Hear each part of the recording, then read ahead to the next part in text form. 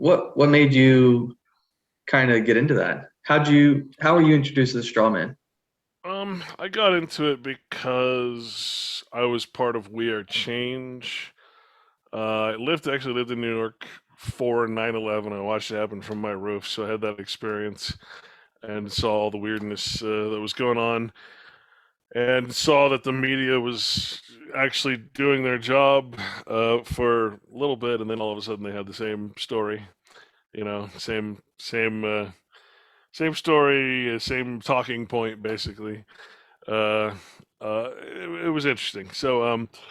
And that made me want to sort of explore the notion that hey, things aren't something definitely wrong here.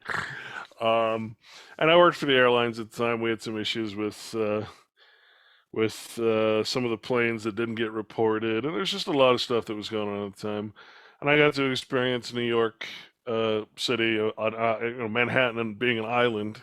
I got to experience that without any supplies or anything, and military and the subways, my street being closed off to regular traffic because we were below 14th Street. So it was just a weird time. Um, and I got to experience a world where there were suddenly no cell phones or credit cards because the cell phone tower was taken down. No credit cards at the stores. If we wouldn't have cash, we would have been screwed. Just things like that just kind of took me to a level I think a lot of people don't get a chance to ever get to because you don't experience a terrorist event, as they called it, that often in life where suddenly there's, no food in the stores. And if you didn't get it the first day, you're not going to get it unless you walk out of the city. That got me involved in Weird Change. And at the time, it was sort of a novel thing that was going around that about the quote unquote straw man. It was more, it's always about redemption, and it was a part of the tax protest movement and all that stuff. And I saw, I wish I could remember the name of this book that I saw that kind of delved into it, and we were sort of arguing back and forth what we should be focusing on in We Are Change. But when someone explained it to me, even in the simple terms, I was hooked on this notion that we're I mean, it's basically the notion that we're on a monopoly board or chess board or basically any game board. You could call that a jurisdiction or a commercial uh, jurisdiction, district, and that in order to play that game, we have to assume the identity of one of the players. So if I'm playing Monopoly, I have to assume, I want to be the shoe, and I want to be the thimble, or I want to be the car. And surprisingly, that's essentially how the game works. The legal realm is very much a jurisdiction thrown on top of everything. And in order to play the commercial game, you have to have what we call a straw man or a persona. Now, in the Latin, persona just means mask. Um, and this is where corporations come from. Corporations are persons too, and this all comes out of Rome essentially, and earlier, but really that's the law of Rome that is over everything. Even the most recent uniform type of laws are coming out of Unidroit Rome, which has its offices in Rome, and you know, it, it, it's just a matter of understanding that without our knowledge, but not without our action or our expression, we are constantly acting in this artificial construct in order to play the commercial game, right? The money belongs to the game. The money belongs to the end of the Monopoly game. No matter what you've done, all the money goes back to the bank, essentially, and everybody starts over. It's pretty much the same thing here, with governments of the world being the bank. People don't, people talk about bankers and that sort of thing all the time, but really there's only one banker, and that's a government, and government has one product, and that's its money. It doesn't have anything. It's not like it sells anything but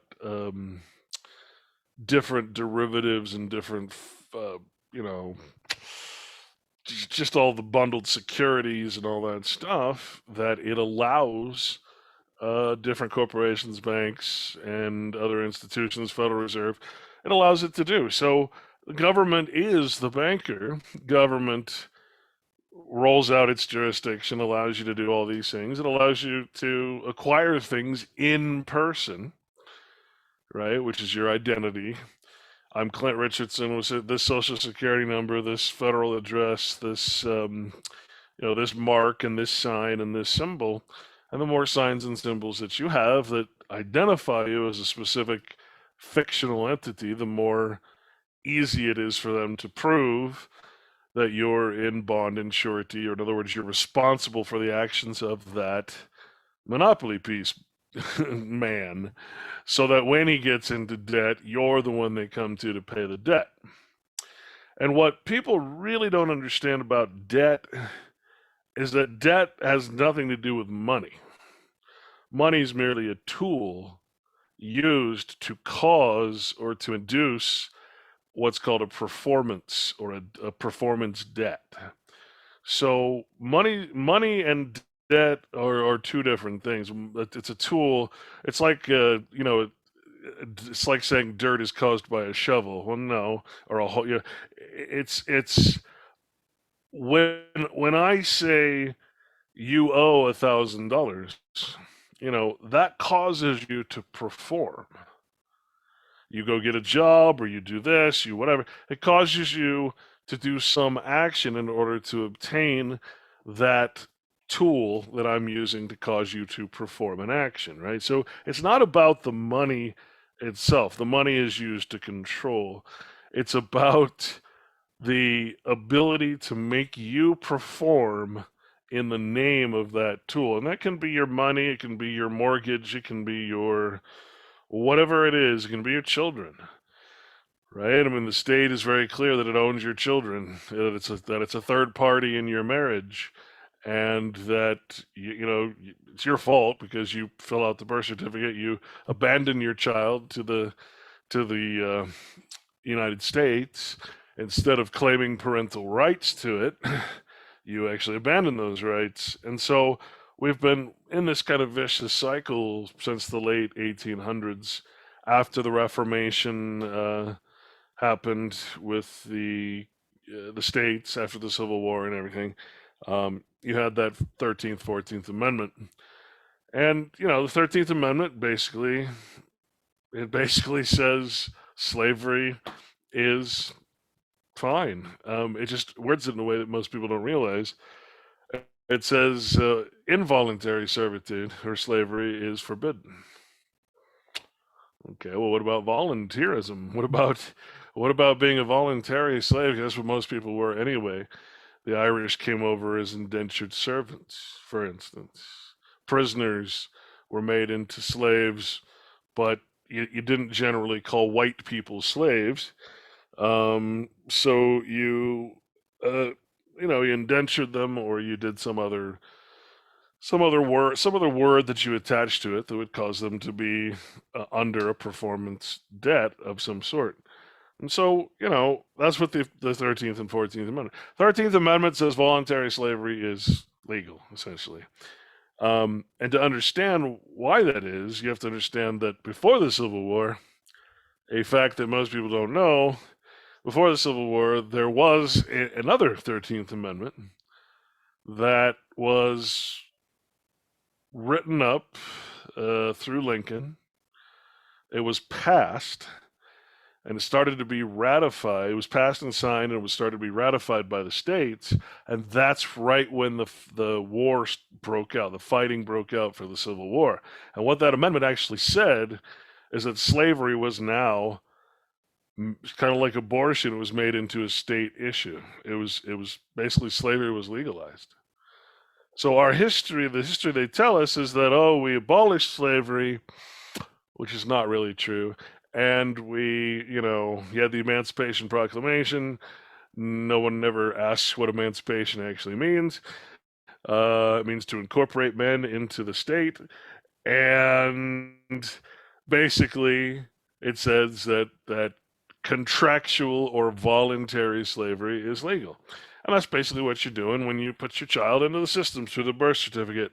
And then you train him his whole life to act in person. You go to school in person, you get your first bank account, you're all excited, you get your social security number, you get all these things that are attached to the person.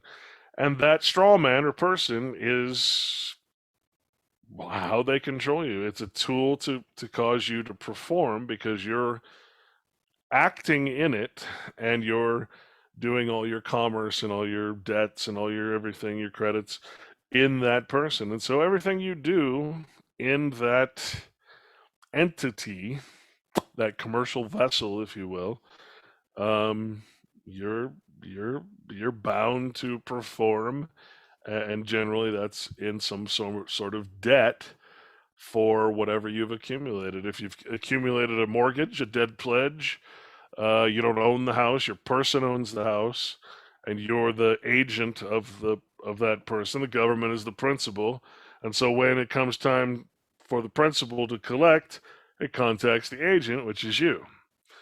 And you, on behalf of the person, then do business with whoever's asking you to pay your debt, whether that's the banks or whatever. So, you know, the main point I'm trying to make here is that we're while we're born into nature and we're born equal, which just means we're born without status, without person means status, a status in society. So we're born, when it says we're born equal, it means we're born without status. The only way you can become unequal is to gain status, which is a legal title or some other, what's your name? How is your name? Is your name royal?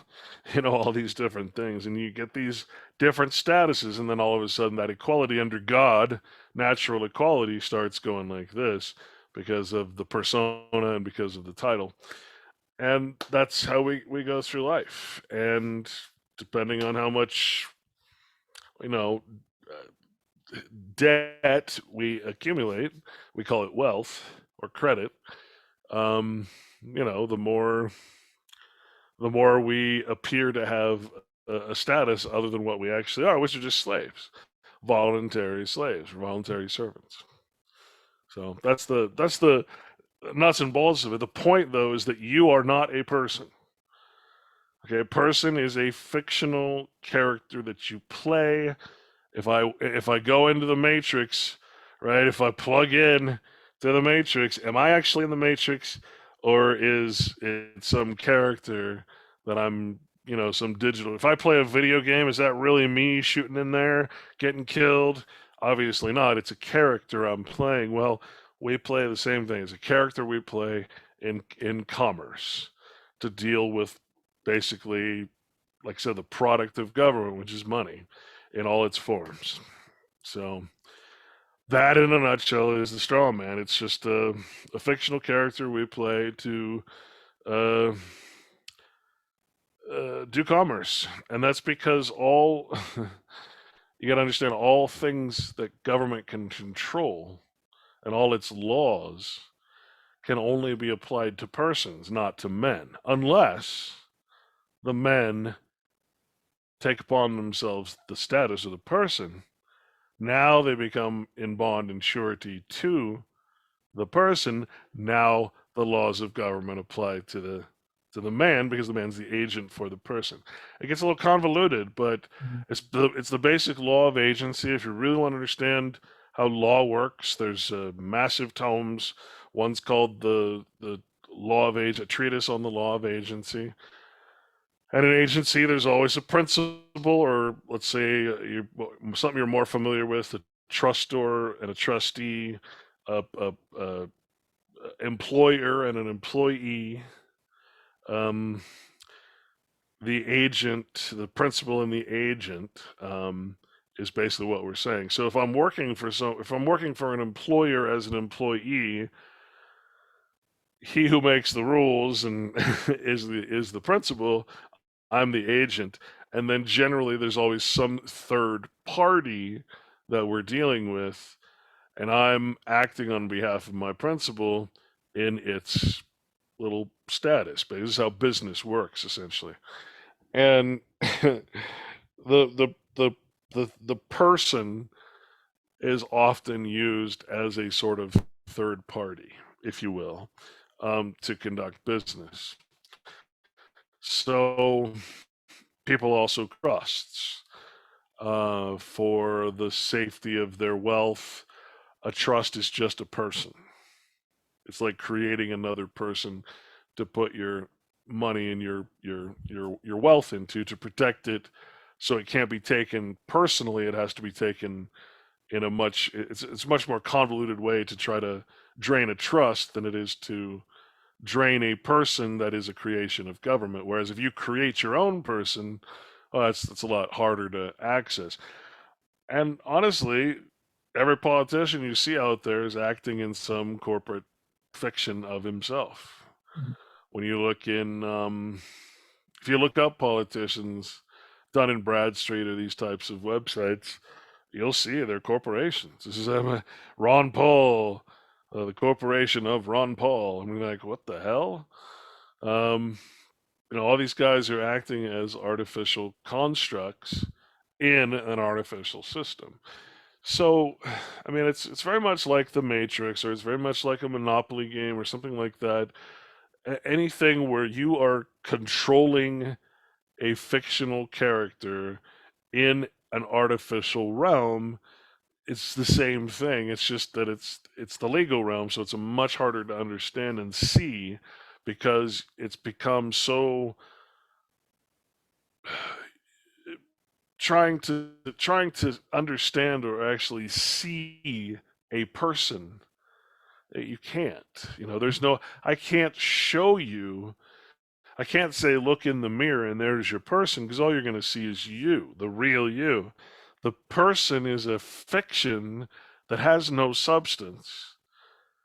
That we believe that we're raised in the public mindset, go to public school and all that, and we believe that it's like believing I am, or it's like believing, being plugged, never knowing any better than being plugged into that virtual reality, or never really.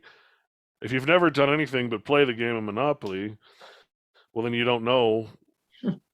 It's all you know. So you've never been told, you've never been shown that there is this unseeable persona that this character that you play in this commercial game. So unfortunately, now it's all falling under international law, and it's getting. Let's just put it this way: it's the number one goal of Agenda 2030, which used to be Agenda 21 of the United Nations, that all men on Earth receive a digital identification by 2030. In other words, all men be registered so they can be taxed by getting a persona, a fictional character like the rest of us. And that at that point you have global governance, because you've got everybody on the monopoly board. There will be no one left to actually claim any real land or property or anything, because everything's in fiction.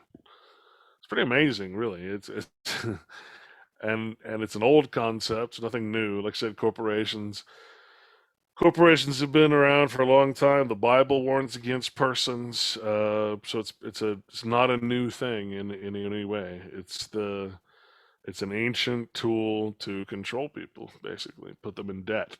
But we just gotta remember that debt is a performance. Debt is something that you must act in order to fulfill that debt. And that's very important. So. Wow. So essentially, people from birth have literally been essentially walking around as little avatars in this big Monopoly game. And I mean, they kind of do show you with these board games, they're out there, but I guess the dissonance is there where people will never be like, oh, that's me. Like, Yeah, well, you've got this. What's interesting about this particular time period right now is that you're actually seeing the crossover. You're seeing these digital cities being built online, right? You can buy digital land in whatever town that's being built in this digital space online. They call it Second Life or the metaverse or whatever it's going to be called.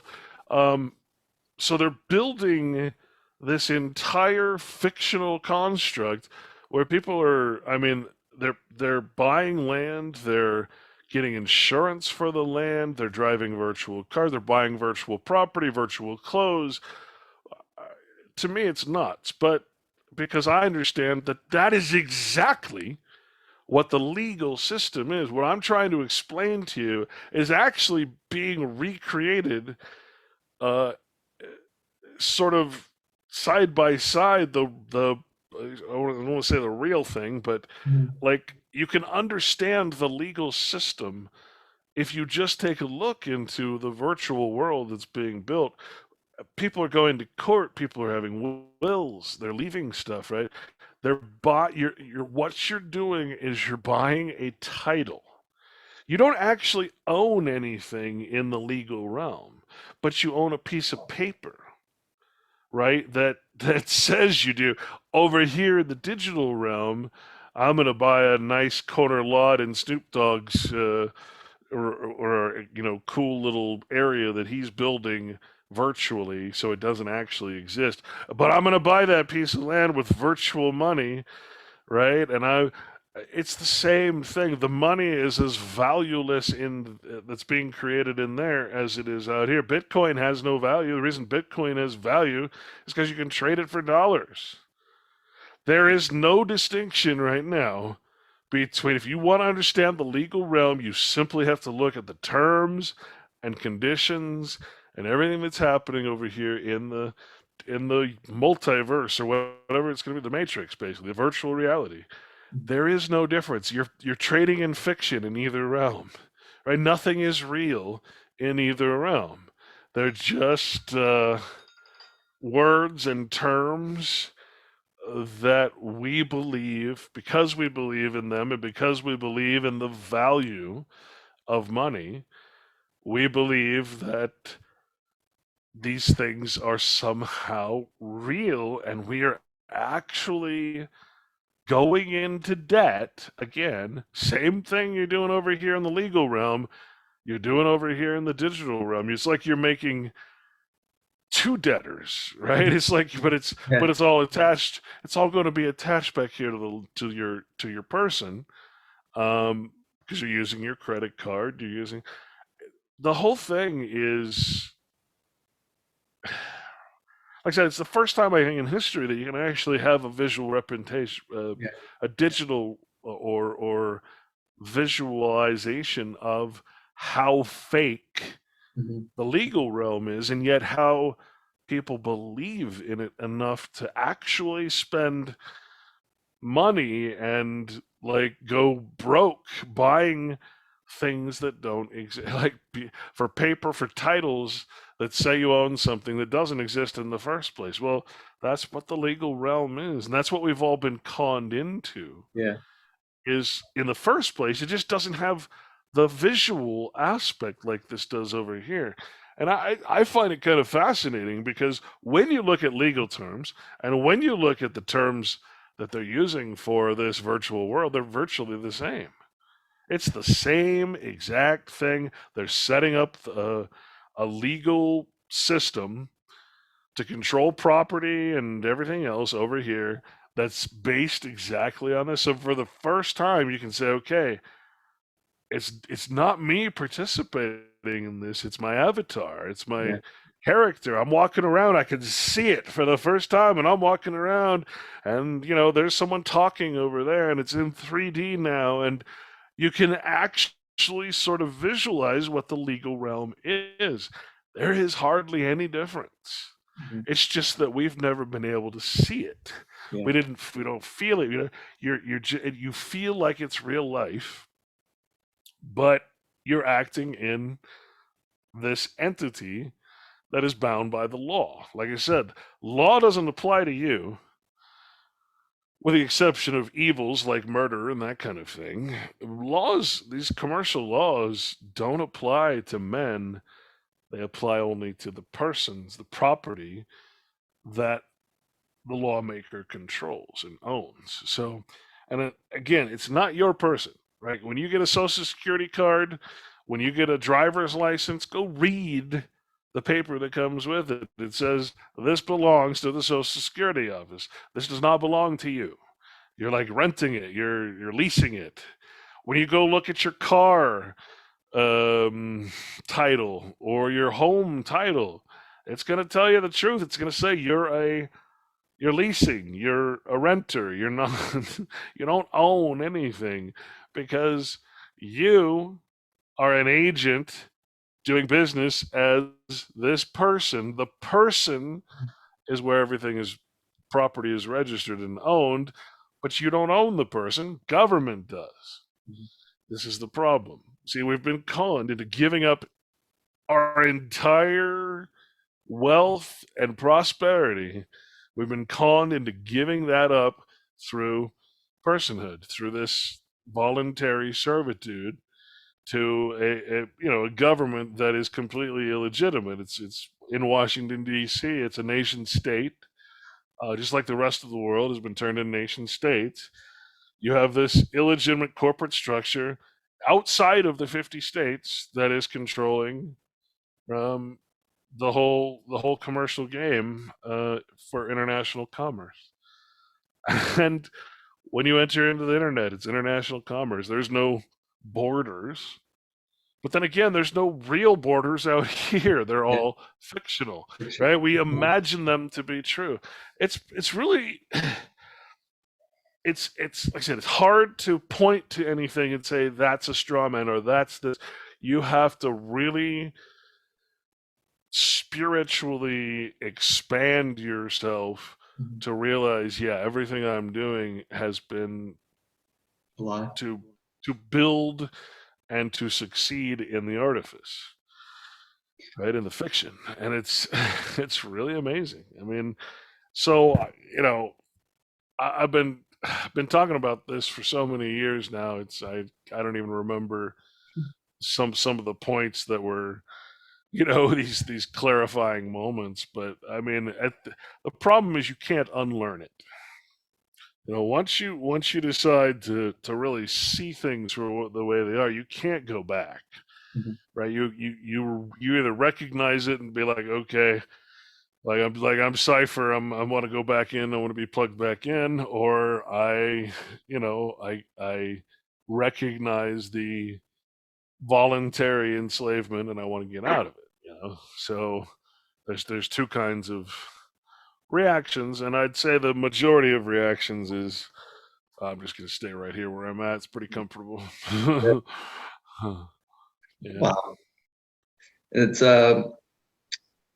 since you mentioned like the virtual reality, how that's happening over there, and how it's giving you like a visual of what's actually been happening throughout everyone's essentially their entire lives. It's almost like another layer. So the more people are buying into that, like once we go down that route, okay, maybe there's people that may be able to get a glimpse of it at the current state that we're at. But once we're in that virtual realm, the metaverse, it's like not only can you maybe not see through that, but now you got another layer to come back out of too. It's like, will we be able to get back out of there if we decide to venture into that realm? Well, the problem is, I think the obvious problem has been shown in other films, such as have you ever saw the film Surrogate? Um, where they're all basically wasting away in their own homes. They're plugged into a virtual reality, and they all outside. It's only robots. So every man woman and child has a robot version of themselves, and they're all walking around, and of course you can't get hurt because you're a robot. If you die as a robot, you just get a new robot, right?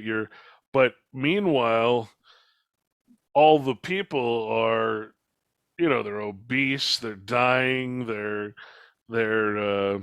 not eating correctly, getting no sunlight, and they're just sitting there doing business as, right? But the problem is, what happens when you're continuously doing business as Clint Richardson, the person of the United States, but you never leave that hookup. You never leave the delusion or the illusion, the virtual reality. If you stay in the virtual reality, how long can you exist?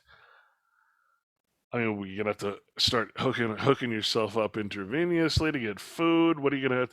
How can it's an addiction? You see, Yeah. my point. It's a way of escaping reality, Mhm. and it's really a hypocrisy. It's because we don't want to face the truth. We don't want to face the truth about ourselves. We act as something we're not. Whether we're aware of it or not isn't really even relevant. Um, it's I think for the most part we choose to remain ignorant until you get to this point and you start actually questioning things and seeing how bad things are getting. Yeah, I think if I were to put my 2 cents in as far as my opinion after all this time, and even looking at myself and my own actions, my own hypocrisy, I, you know, I would probably say that it's going to take. We're all addicts, we're all addicted to the fiction. We grow up on it. It's injected into us from birth. We just constantly say I am, and therefore we believe that I believe that I am this person, this fictional character, and I don't know the difference between it and myself. Most people don't. Um, and uh,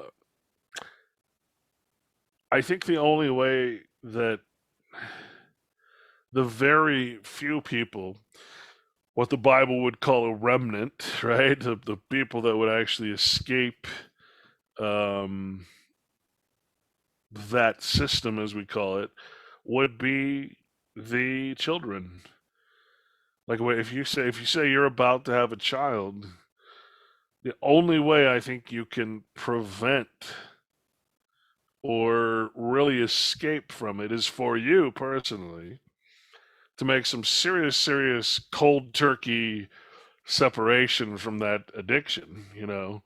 Give up a lot of things that don't make you happy, but they make you at least somewhat, satisfied in some horrific way that we we have to wake up to. But I think it's going to take people, like-minded people, coming together and not allowing their children to be cursed and to be thrown into this horrific system, this cycle of birthing people into this system. Uh, when you go to the delivery, look it up legally. Delivery means abandonment. Hmm. You're filling out an application, uh, which comes back to you in the form of a receipt, which is that birth certificate, that you've abandoned your child to the state. You've made it an apprentice. How like parents would say, "Okay, I'm going to give you my child back long ago as an apprentice. Like you're the blacksmith. I'm going to put my child under your apprenticeship. You're going to teach my child to be a blacksmith. I'm giving up most of my parental rights. He's going to live with you. You're going to teach him. You're going to feed him. You're going to be responsible for him." That's essentially what we're doing is we're giving up the child to the state, and then the state, according to its own words, which I can read from court cases, uh, it gives you the beneficent,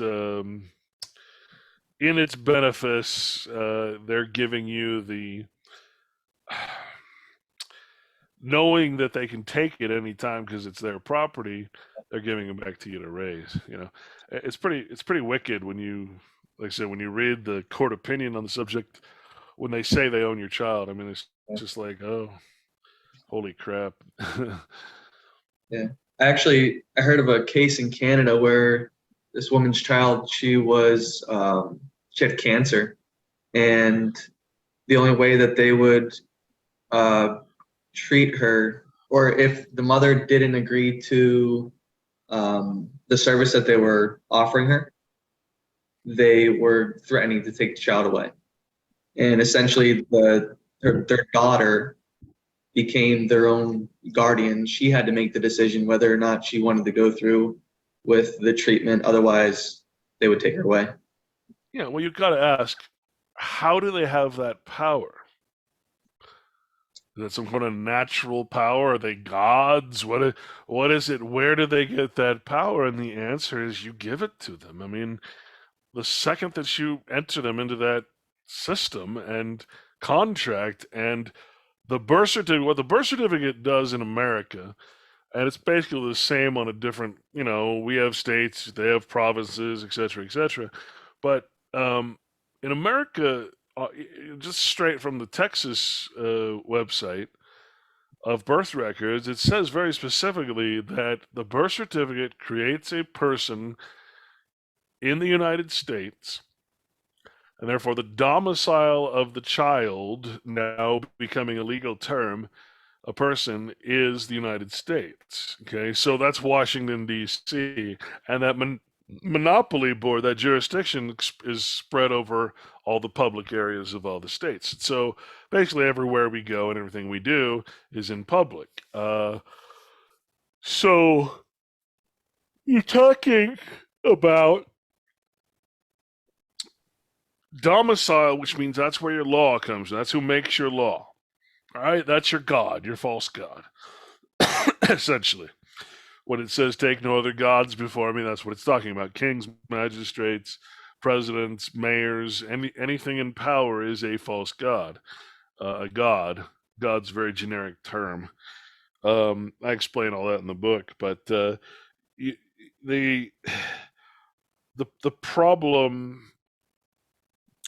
problem lies in the fact that the court has the power to have these opinions and do these actions against you, take your child, because that's what you submitted the child into. It's your fault is the point. But you got to understand. Okay, I get it. We don't know that we're doing. My parents did not know that this is just normal operating procedure for the legal system. Nobody questions it. It's just normal.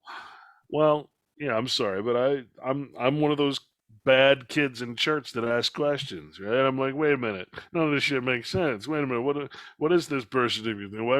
Why is my mother called an informer? Why is she informing on me? That's a criminal thing. What like informing on someone doing a crime? Wait a minute, what's wrong here? Right? So you ask all these questions. And then it also says you get domicile, mere domicile, not I'm sorry, you get residence in the state. Now we're supposed to be from the states, and the states are the people, and the people are in compact. But you have this nation state, this corporation, as it is all over the world, that has taken over and sucked all the people through the birth certificate process out into the corporate international law structure. So we're no longer of the states. We're not inhabiting the states anymore. We're only inhabiting this fictional area. So residence and domicile. Domicile is where your law comes from. Residence is where you live. Well, I mean, why do you think that if I'm a Chinese student, say I'm going to come here on a visa and I'm going to go to school and work in California? Well, I don't come here as a California citizen. I come here through the United States, the immigration policy of the United States. Then I'm placed in the federal areas of this sort of false corporate structure, this monopoly board that they call California, but really isn't. It's this. They're called federal areas. You can read the Buck Act, and you can really understand that. Um, they basically set up all these what cities, counties, states, districts are all called municipal corporations. There's no getting around that.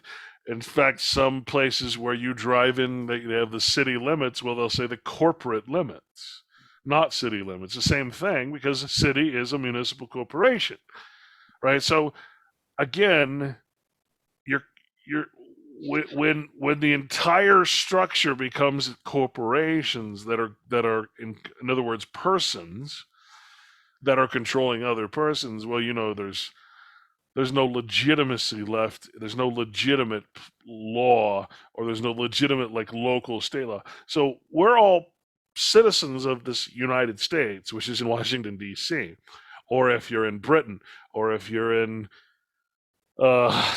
Scotland, or if you're in, I think, Northern Ireland or Southern, whatever, those are no longer recognized as states, only United Kingdom. So they have the same problem there as we have here. Great Britain is not recognized internationally as a state, only the United Kingdom. And here, all the 50 states aren't recognized internationally, only the United States, which is Washington, D.C., the nation state. So the concept of sovereignty or state sovereignty or personal sovereignty is absolute bullshit.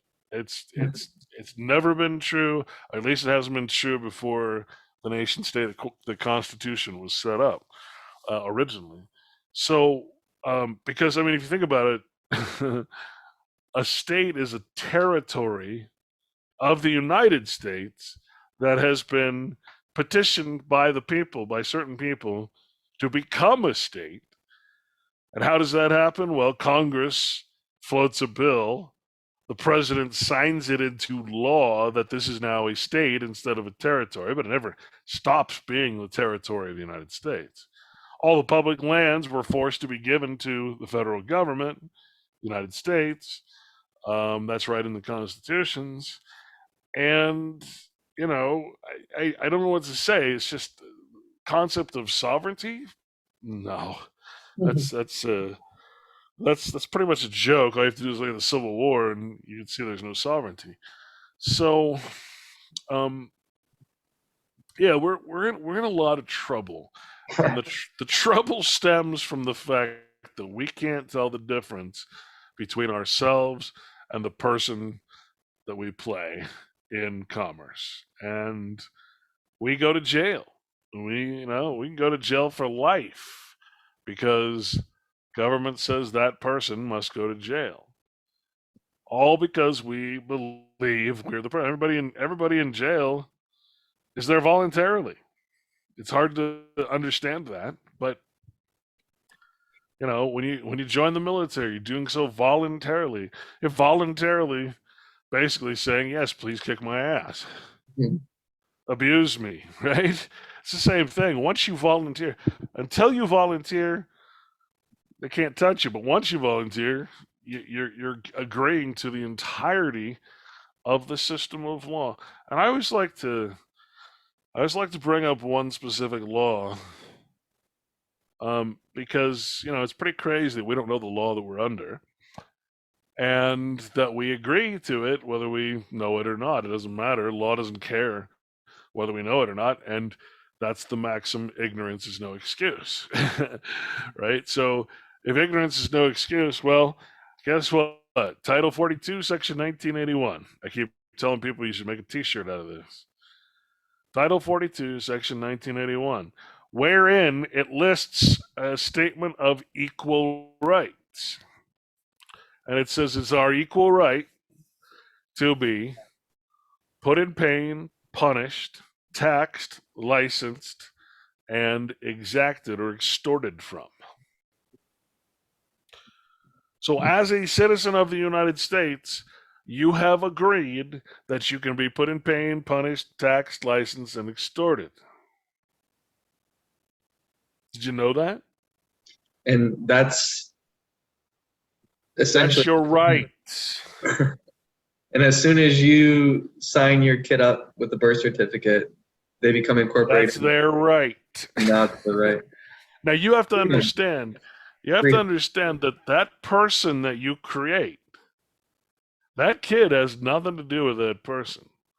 You're the one that trains him, just like a young puppy or a young horse. You train him to be public minded, go to public school. You know, Mhm. you're the one that does it. All the parents out there, you're the one in training the child. The whole system is to train us to be public minded instead of private, foreign from all of this, right? So you have to understand, though, remember this one thing. There's your child and there's you, right? There's the man and there's a person.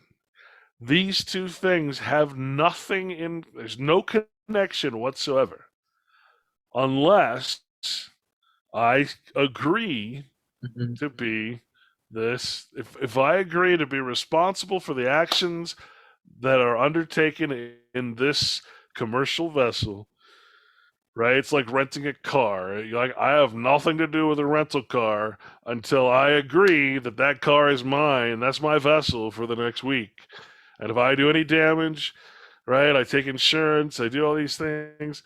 That's what we do. It's the same damn thing, except you can't see Mhm. the rental car. You can't see the person that you're playing. That's why it's so hard to explain, and you have to use all these examples like monopoly or a rental car, Yeah. a vessel that you operate in commerce. Well, the second that you rent that car, the first thing you're doing is agreeing to every single law that applies to that car.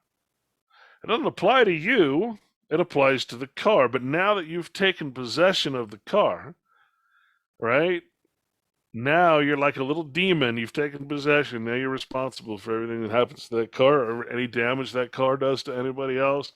You take out all these financial securities and insurances and all that stuff. So if you can grasp that your child is not in any way connected to the birth certificate person that is created, unless you force essentially the child to act in that person, and that's what we do because again we don't know any better. Yeah.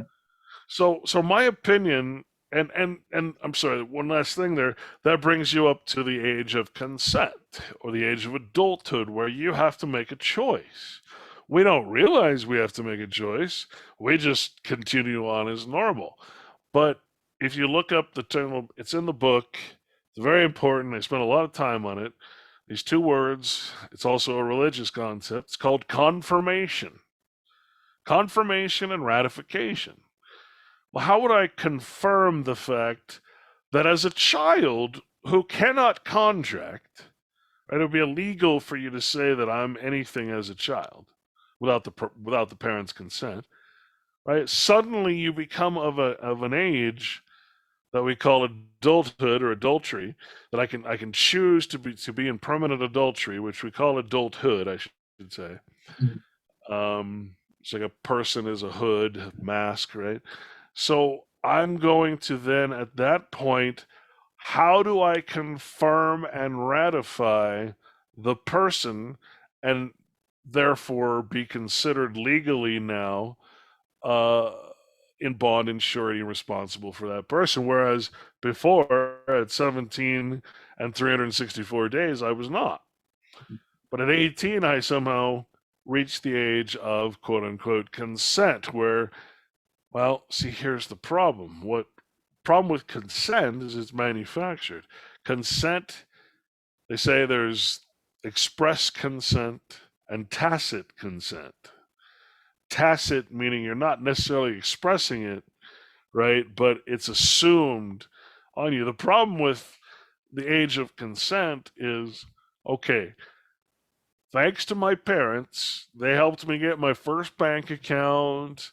Maybe they even put some money up for me, the collateral, and they signed, hey, mom, I want to get a credit card. Would you sign would you sign your name on it to so I can so I can start my credit score and improve it, right? The credit score, FICO, which goes back again to actually goes back to the tree of knowledge, the tree of good and evil.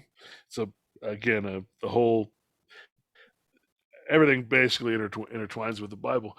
But it's you you reach this age of consent, and without thinking about what you're actually doing, you merely continue to act in the same exact way that you did yesterday.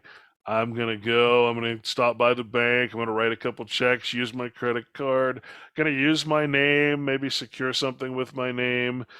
I'm going to sign on the line, which if you use a magnifying glass to see what the dotted line, it actually says authorized signature and it looks like dots.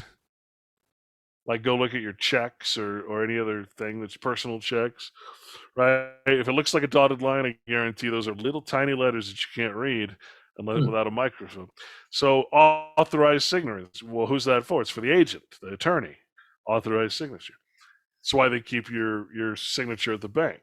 And so, right, all this shit is happening to ensure that when you reach that age where you're able to actually now be bound by a contract, because we've entrained the child his whole life that he is the person, he is the name, he is this. We don't realize we're acting in playing Monopoly, basically. We express our consent by continuing to use. We are users. We use the property of another. So if I'm using my name, my social security, and all these different consumer protections and insurance, and I've got my social security, I've got all these different things, that ensures that that I am held to be in a form of contract that says I'm a voluntary servant, that I get protection, and with protection comes subjection. That's a maxim of law. Um, that I've accepted this in again, false God or uh, government as God, government as lawmaker. Um, so that's what the age of consent is. It's you're ratifying or confirming something by continuing to use it as if nothing has changed. And that is an expression of consent. The use of anything is one of the highest forms. And that goes into other principles or maxims of law that say, well, look, I know, for instance, that this whole thing is a fraud. I know that I understand the straw man thing. I get it. Hmm.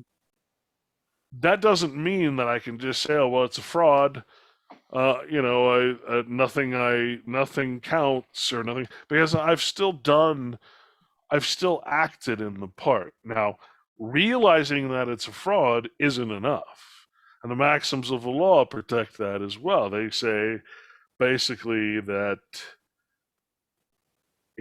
if you recognize something as fraud, but you continue to act in the fraud, you Hmm. cannot thus call it fraud because you are expressing a consent or acceptance and you're benefiting in some way from the fraud. You can't then say, well, it's fraud and I'm not going to pay my debts, or it's this. You went into it fully aware that it's fraud, or you didn't know that it was fraud, you're calling it fraud, but you still want to keep the benefit or whatever, right? This doesn't work. This is why it's so hard to escape the system, because everything you've acquired within it, just like that digital realm, it would be very easy to just shut off your computer and never participate in the digital virtual universe, right? But this is something that is deeply attached to the psyche. It's deeply attached to it's what suppresses the spirit and allows us to be controlled through the mind and the body. So we're so deeply attached to it that we can't just shut it off, because if we shut it off, we're shutting off I mean, you, your home, your car, everything, you own it through this agency relationship. So you've registered all your property, including your children, to the state, to the government, the corporation. And if you were to turn that off, well, now all of a sudden you have no proof of quote unquote use, quote, I mean, they call it ownership, but it's really the right to use Mhm. another's property. Just like your children, you can use another's property. Well, you've made them the property of of government, and so that's why this is so hard. So my thought is that if you're going to ever do anything, it's not us, it's not this generation. Even in the Matrix movie, he says, I owe you an apology. We don't pull people out of the Matrix past a certain age because you've already accepted the program, Mhm. right? He barfs or he throws up, he pops. Um, you when you've reached a certain level of experience inside, when you've reached that age of consent, and you act and you don't know that what I'm telling you right now is so hard to imagine or so hard to actualize that you can't believe it. You just don't. How can I have been so ignorant and naive to not know all this was happening? Mhm. When you live it, you can't shake it. You're addicted to it. And that's what I'm trying to say is that children, the younger the mind, the easier it is to guide that mind toward an attitude of actual freedom, spirituality and God and everything else, towards husbandry, towards the land, towards all the things that would make you self-sufficient and self-governing, so that you don't have to be a voluntary slave because you can govern yourself, which Mhm. was the very idea of the country in the first place. So my as far as my opinion of the whole thing, I don't think we can necessarily escape, but we can provide a future for our kids. I think if we're willing to consider the notion that we can save our children from the same fate that we were forced into without our knowledge or consent, right, at birth, I think if we can actually stop the cycle Mhm. of registering your child to the state. Again, you look up these words. What does register mean? It's not a good thing. If we stop giving over the property rights of our children, then I think we can change things. I think it's going to take generations to do so, and I think it's going to take some very, very great men, both male and female, to come to rise up to the occasion, to give up all the things, in the matrix, in the legal system, that make us feel secure. And even though none of us are actually happy, Yeah. none of us are expressing love and freedom and charity and all these things, right? We to give up the comfort or the IV drugs, the feeling that gives us, all in order to make sure to ensure that our children don't fall into the same fate, and instead that they're married to the land, Mhm. um, you know, supporting themselves and their family and their friends, their like-minded people. I think that's really the only true way out, because I think once you accept, once you consent, once you express that confirmation, that ratification by continuing to act and use all this benefits, I'm not sure there's really any way, unless you're willing to do as the Bible says, which is to give up everything, sell all your possessions, and be completely separate and persecuted from that legal realm. I'm not sure there's any other avenue to this, and I think it's interesting to me because that is the story of the Bible. It is also the story of the law, of the legal law. Um, you got to remember that government recognizes a higher power. Government recognizes the English common law, which recognizes Jehovah God, and it even has terms like act of God. What is an act of God? This might help people really understand. An act of God is an act of nature. God and nature, two interchangeable terms. Jehovah, right? Existence or self-evidence, self-existence. Not the God that's portrayed. This isn't religion we're talking about, right? This is the Bible as a book of law that was transferred into our common law and is recognized as such. The problem is we've been indoctrinated to hate the Bible and hate religion and therefore hate the Bible, or we've been, indoctrinated towards anarchy or atheism or one of dozens of sort of these false dialectics that won't allow us to examine this book of law that is at the heart of our foundations. That's where all the principles of law comes from, and it's completely opposed to the legal system in every way. Yeah, I I really do believe that it's going to take great sacrifice by us in order to give our children a life where we are not assigning them over to the state, basically, as property. Uh, it's kind of funny that you mentioned all that, because probably starting about 2 years ago, I always had this overwhelming feeling. I consider myself pretty intuitive, but I always got this feeling. It's like, man, I would not mind literally just giving up everything and just running out to the woods. Granted, I clearly have not done it yet. But I've even told some of my family, it's like, if I go missing, don't come looking for me because I'm leaving. Who knows if that will actually be the case? And I actually was going to ask you, would there be a way to operate within both kind of realms? But then, I mean, you state that if you know it's a I mean, fraud, then you engage in the yeah, fraud.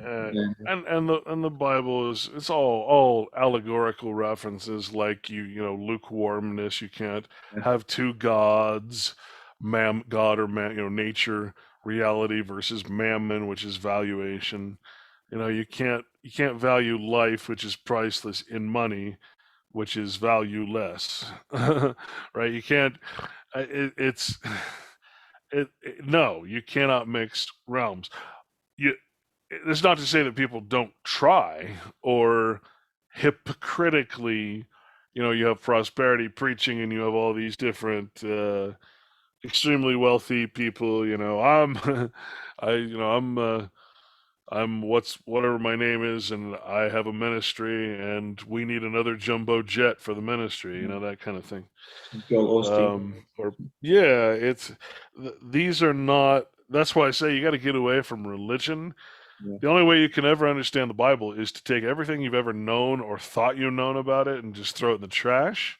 Start at page 1, go to the concordances, lexicons like the Greek lexicon, the Thayer's Greek lexicon. You've got all these different things. I recommend blueletterbible.org, BLB.org, I think it is, where every word has the Strong's Concordance number. You can look it up, see what it actually means, and it'll genuinely tell you, okay, remember that you always got to think in metaphors. So it tells you what the metaphoric and the real meaning of the word is, but you're always going for the metaphoric because it's trying to tell you a moral story, right?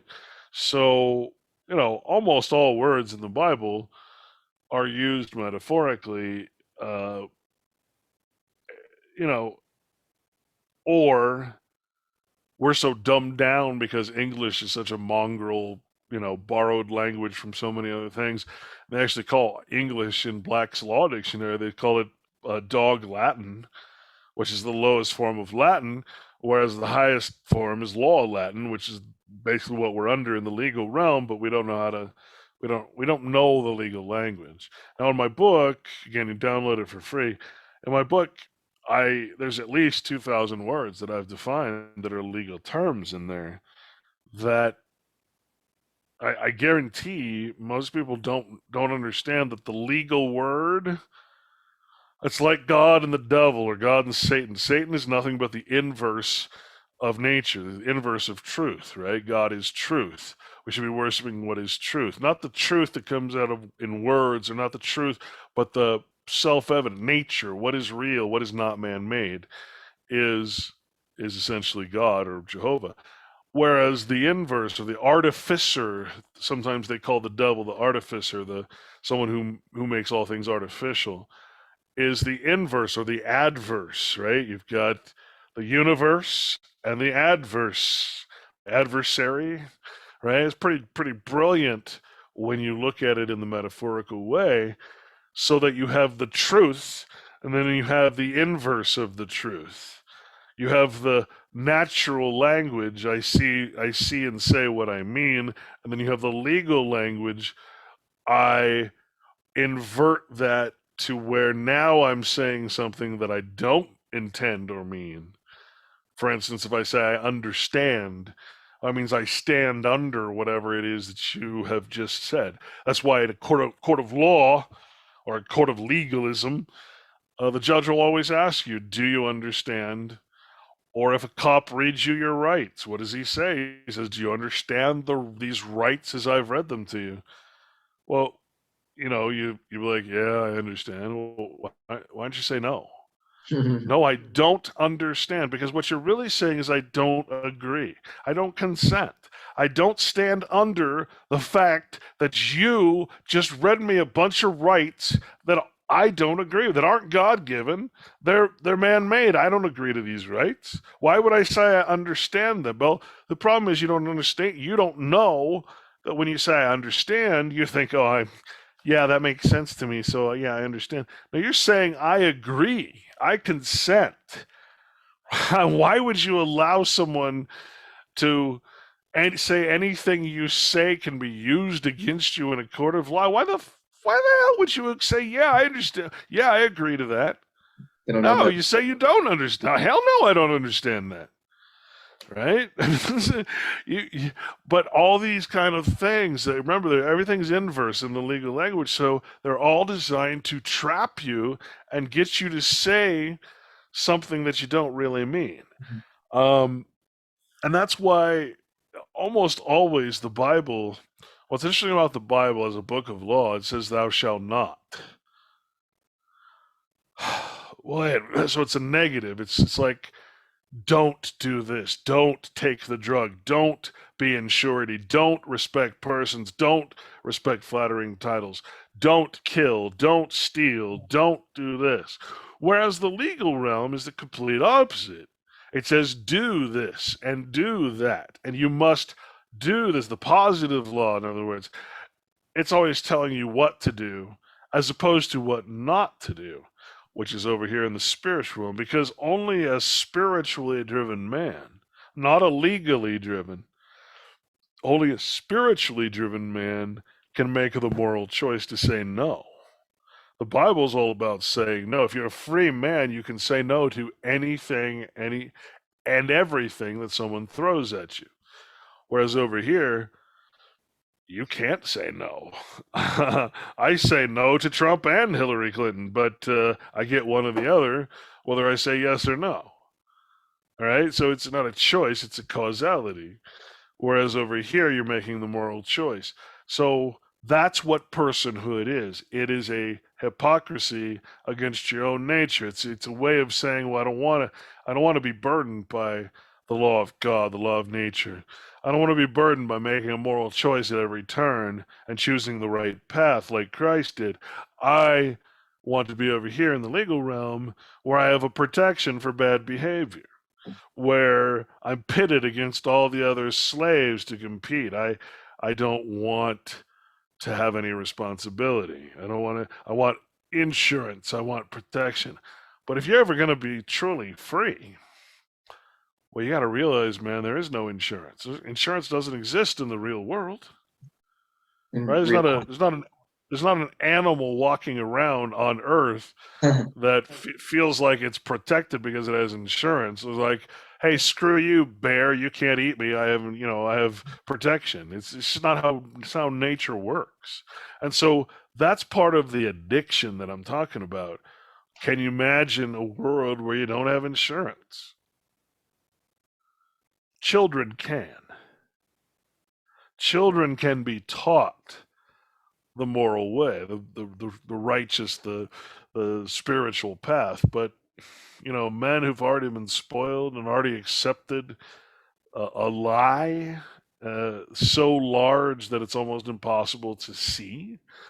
Right? I mean, it's pretty tough. That's pretty tough. That's asking a lot of a man to give up everything he believes is his in order to save his child from the same fate. It's not an easy thing. So I brought up this old article just to give you an idea of the Uniform Law Commission came along and created the UCC and all these different uniform laws.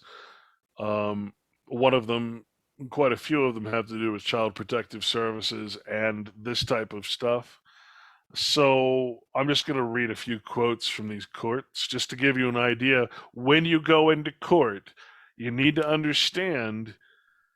Well, you need to have the knowledge that this is the opinion of the court, and that this comes from your action of abandoning your child and agreeing to basically what they're saying without fully knowing that's what you were doing. The Appellate Court of Illinois, marriage is a civil contract to which there are three parties: the husband, the wife, and the state. Now, did you know that when you got married, that you were actually marrying the state? See, the problem is we think that marriage is legitimate. It's not. What you're really doing is you're incorporating, right? When you marry milk and butter, you get this creamy goodness, and you put it on pasta. When you marry a man and a woman, you get a spiritual joining of the two. But when you marry two persons, you're taking one property of government and mixing it with another property. And so what you're doing is you're making two persons into one.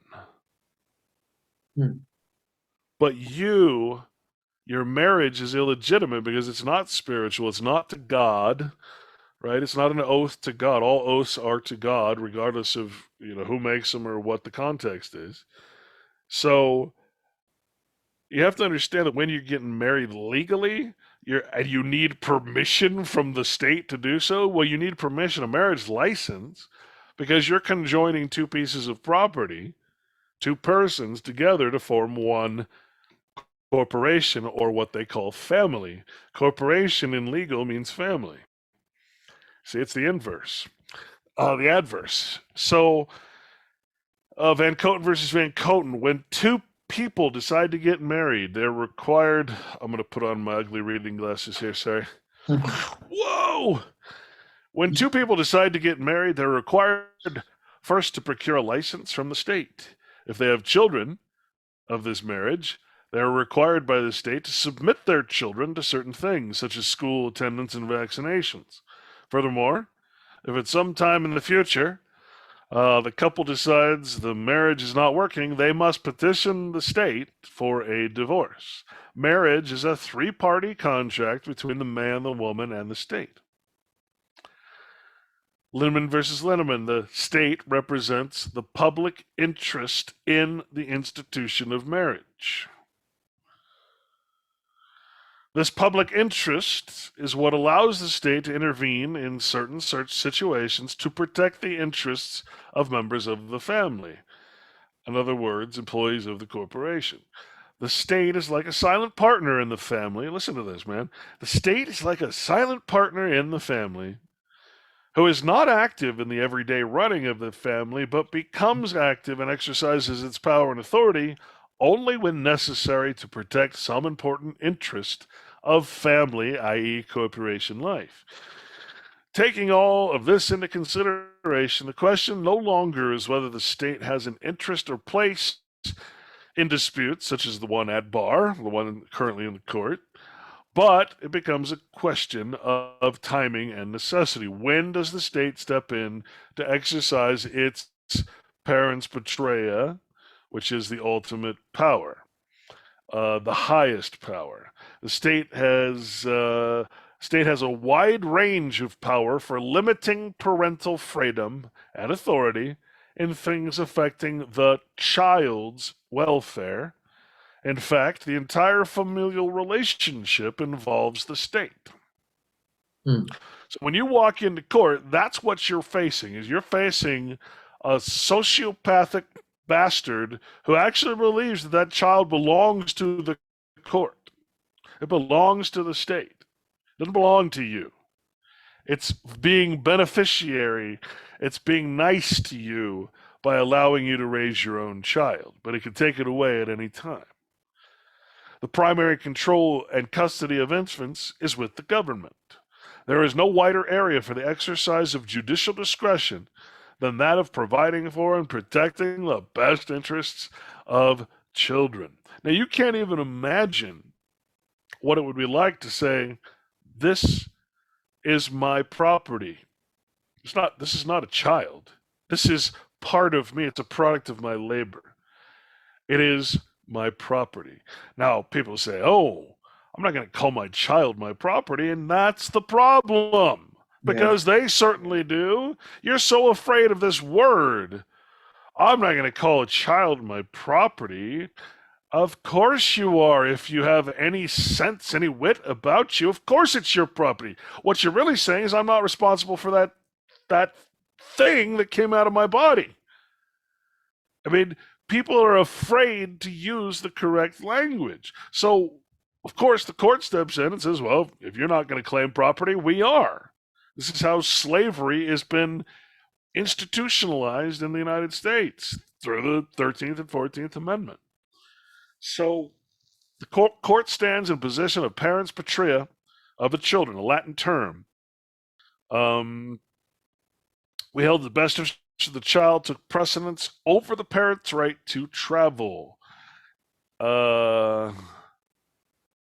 1984, the Court of Appeals of Idaho ruled that the state had a compelling governmental interest that justified restricting the residence of the custodial parent, holding that the best interests of the child had priority over the parent's right to travel.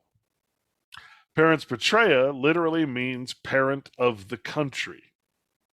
Refers traditionally to the role of the state as sovereign and guardian of persons under legal disability. So this all relies on the fact that we've put our child, our baby, the part of us, the product of our labor, we've put it into a contractual relationship that is now it's now legally a child, and you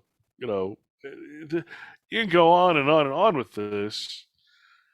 Here's my favorite. Pursuant to the parens patria doctrine, the primary control and custody of infants is with the government, to be delegated, as of course, to their natural guardians and protectors, that's you, so long as such guardians are suitable persons to exercise it.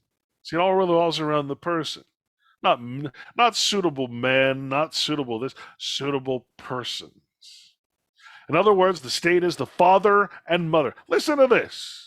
Okay, you want to know why why children are abused so badly in the court system?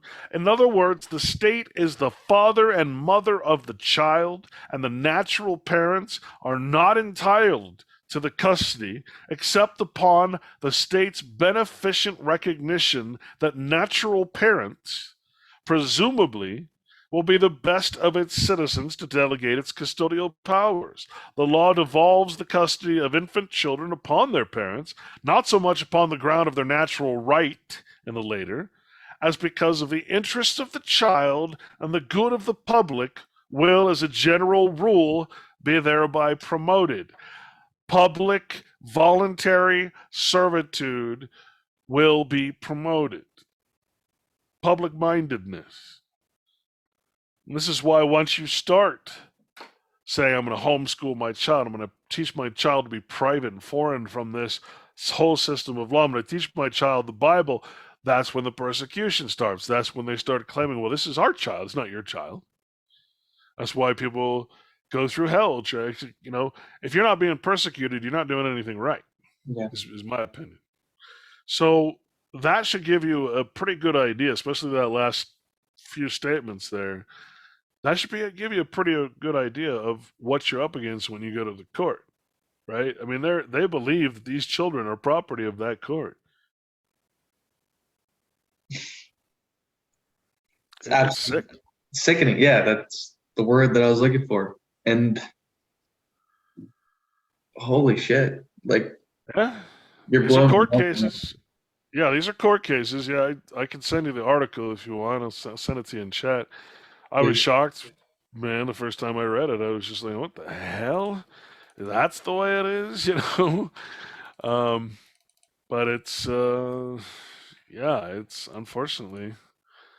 Is there a little chat thing? Yeah, I'll send you the link. uh, I man, think test it here. There you go. thanks, That's my man. blog too. So once you're there, you can find everything else. But it's coming to understand these things again. You notice how they use the word persons, right? Might as well say straw man because that's what we're talking about. It's you're they own the status, and through the status, you are called on as the agent to perform and pay the debts, or be taken from your parents or whatever. It's horrible. It's horrible. None of it is legitimate. None of it is lawful, I should say. It's all. Legal. I mean, yeah, legal just legal means lawful, but it means something that, like, I can say you have a license to kill. I've just made murder lawful, right? I'm not gonna. There's no sanction for punishment for you to commit murder. If I say for you, you have a license or lawlessness to commit murder, then I've just made murder legal, which means lawful, right? So the difference between being naturally lawful, the law of nature or inherent rights, that sort of thing, is a huge thing to understand. Because remember, it's all about saying no. It's the ability to say no to anything that's thrown at you.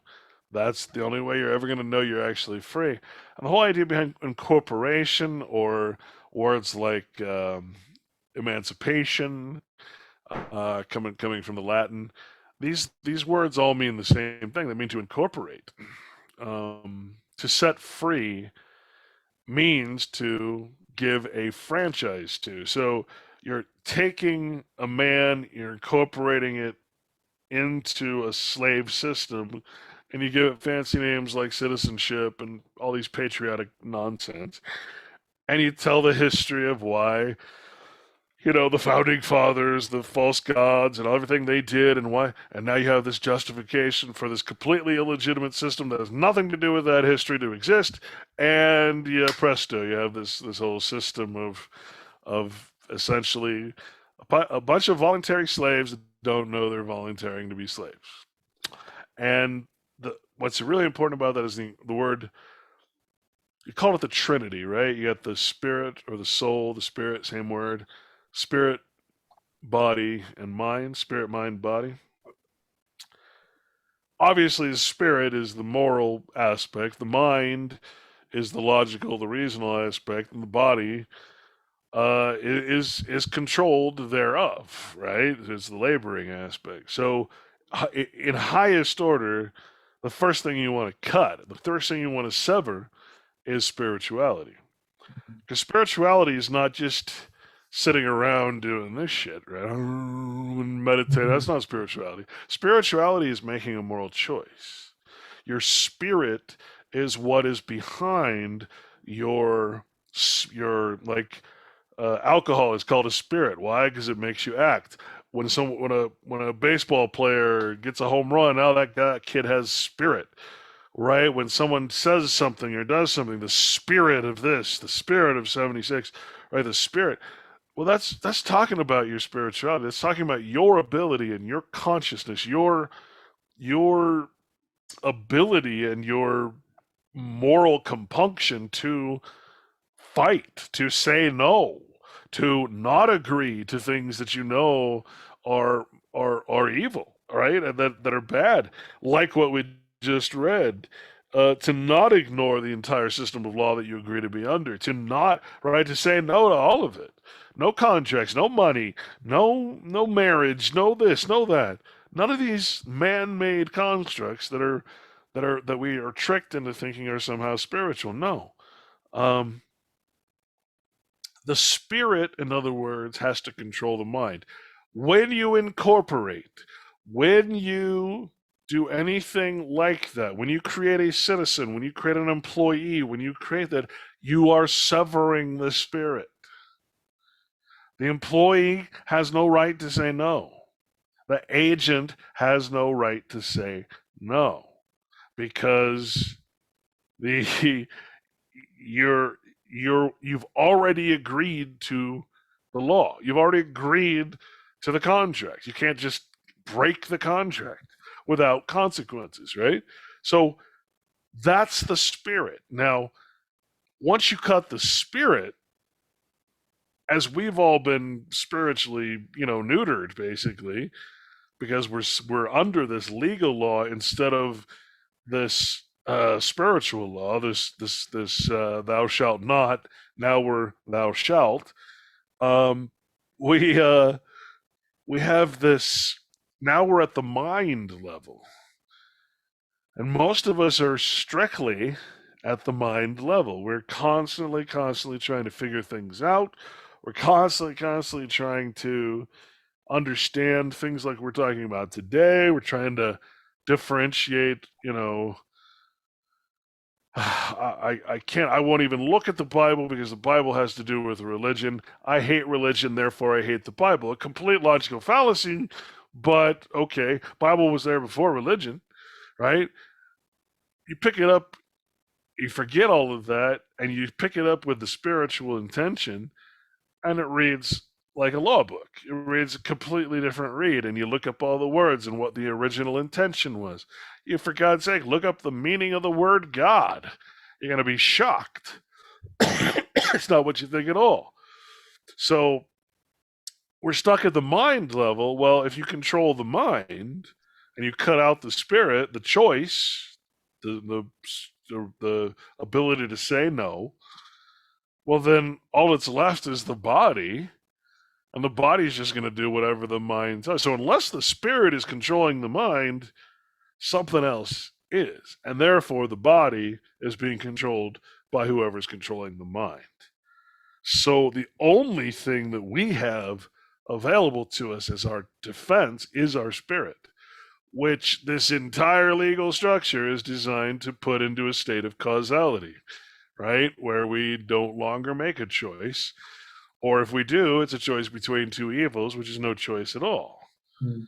So that's the nuts and bolts of the whole thing. Is that's why we have these commercial vessels, because they're bad behavior protected by the state.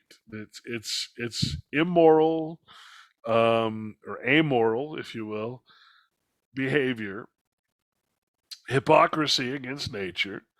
And the more technology that gets applied to it, again, the more the human race is going to start wasting away. The virtual world's going to look real pretty while the real world starts looking like shit, Mhm. right? That's going to be a side effect of you know the ultimate hypocrisy, which would be a simulation. Simulation actually means hypocrisy in the dictionaries. If I'm simulating something, I'm acting as something I'm not, or I'm acting as what's the other one? Dissimulation, which is like something similar to that. I can't think of it right now, but it's all these elements go into making up the straw man, making up the this character that we blindly and without real understanding, we just keep rolling the dice and moving and don't know why, and we keep paying the taxes and we keep doing it. We don't know why, and we, you know, where did this come from? How did it get this way? We don't know, right? And then, and then one day someone says, "Look, you know, hey, this isn't real. Why Mm. are you doing it?" And that's when that's where you start questioning. So, my opinion again is after reading what I just read with the children and the way the state looks at your children as its own, servant, subject, slave, how can there possibly be a solution in the matrix to get out of the matrix? Mm. Can you be lukewarm? Can you be in both realms at once? No, of course not. Because to be in one realm, you have to play a fictional character. Yeah. And like a cartoon, do you think Bugs Bunny can exist outside his little television? Do you Mm. think your person can exist outside of the legal system? Is there any purpose for a person in nature? No. That's why the Bible says don't respect them or titles or status or anything, right? So the only way you're going to have a peaceful, loving, charitable, forgiving society is to abandon this system, Mm. walk away from it with some like-minded people, and form your own, whatever you want to call it. I would personally form a church and a monastery because that's what's recognized in law. That's what they recognize as the highest sort of neutrality or highest place where prisoners used to be able to choose uh, whether to go to jail under the king's debtor's prison or join a monastery and follow the law of God for a while, and you basically choose your own prison is what you're doing. You're choosing the Garden of Eden was a prison. Garden means prison, but it's a prison of your own choosing. You can only stay in the Garden of Eden. You can only stay in nature, in paradise, if you follow the rules of God, of nature. And if you break those rules, then you can't be there anymore. You simply can't bring the fruit of the tree of the concepts of man into the fictions of man into the reality. If you do, then you must be escorted out of God's prison, out of the beauty of nature, basically, that you choose to operate in and be self-governing. If you can't do that, you might as well get comfortable in the matrix, because you're never Mm. going to leave, and you're not going to be welcome. You're going to be rejected by nature or whoever these people are that you find that are of like mind. Mm. And I say this with really want people to understand the Bible is a book of law that is 100% in every way possible opposed to the legal law. And I want you to understand that we are therefore in every way, since we are under the legal law, opposed to the law of God, law of nature. That is why we do not and are not recognized by government to have any God given rights, or what they say are inherent natural rights. We don't have those because we are acting as vessels, as property, as a status, a person that is defined by them. And part of that definition is, yeah, you're abandoning God, you're abandoning nature, you're abandoning everything that gives you power and spirit so that you can be controlled utterly Mhm. and incorporated into their system. So that's essentially the message. And until you go back to that, you have no chance of being quote unquote free, whatever your meaning of that is. Mm. Back to human. I mean, yeah. Mm. And that might sound funny or colloquial, but it's true. I mean, when religion got ridiculous in the 17 1800s, when it started, it created things like the tribulation and the rapture and all these things which aren't in the Bible. Even the afterlife is not in the Bible. It's a book of law for this realm, you idiots.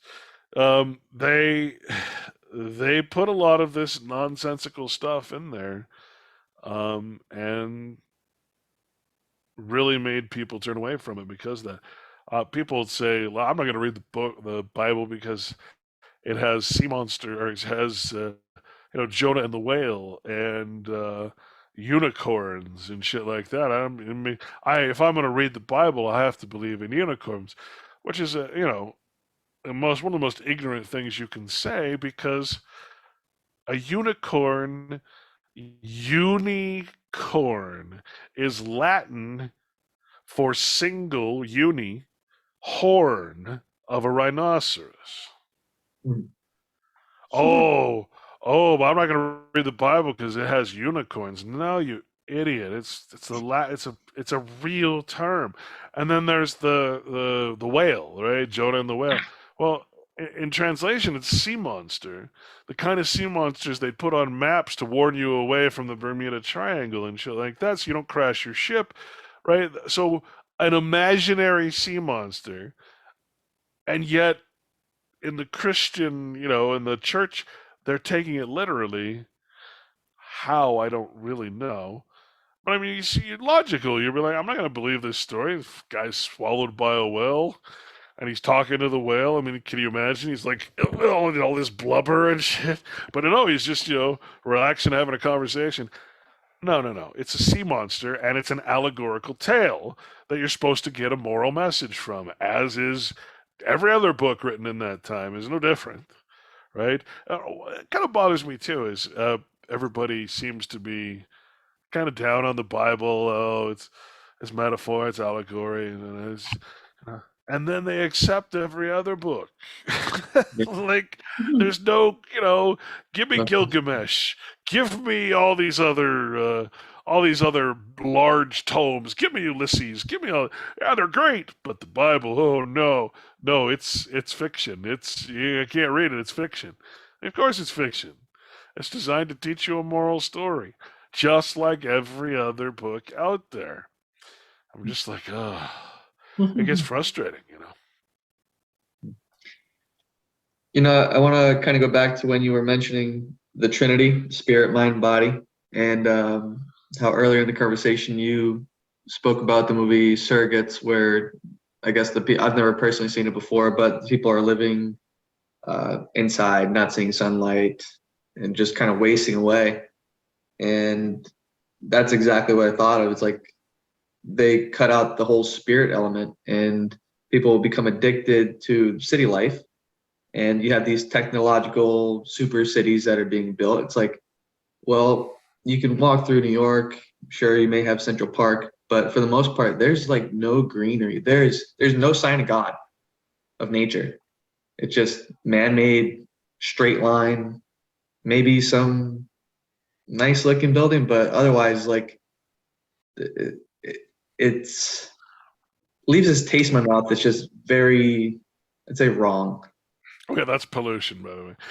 Yeah, it's the problem with it though is at the same time it's impressive, right? I used to walk down the streets in New York and I'm like, oh my god, these buildings, these churches, like, oh my, I could just look forever at the architecture. And you're right, you're missing the point that you're walking over rats and roaches, and some pretty horrible people are passing you by, and pretty unhappy people, and that as you say, the nature is sort of missing, and if it is there, it's very well manicured and nothing really natural happening there.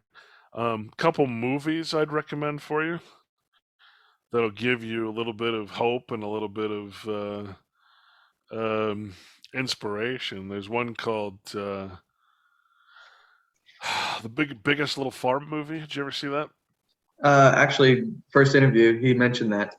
Yeah, the biggest little farm movie, by far most inspirational movie I've ever seen, where they take this dead land that's been factory farmed, and then restore it and create this beautiful, beautiful, farm there.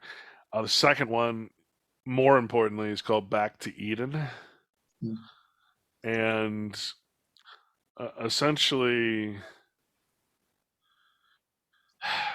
this guy,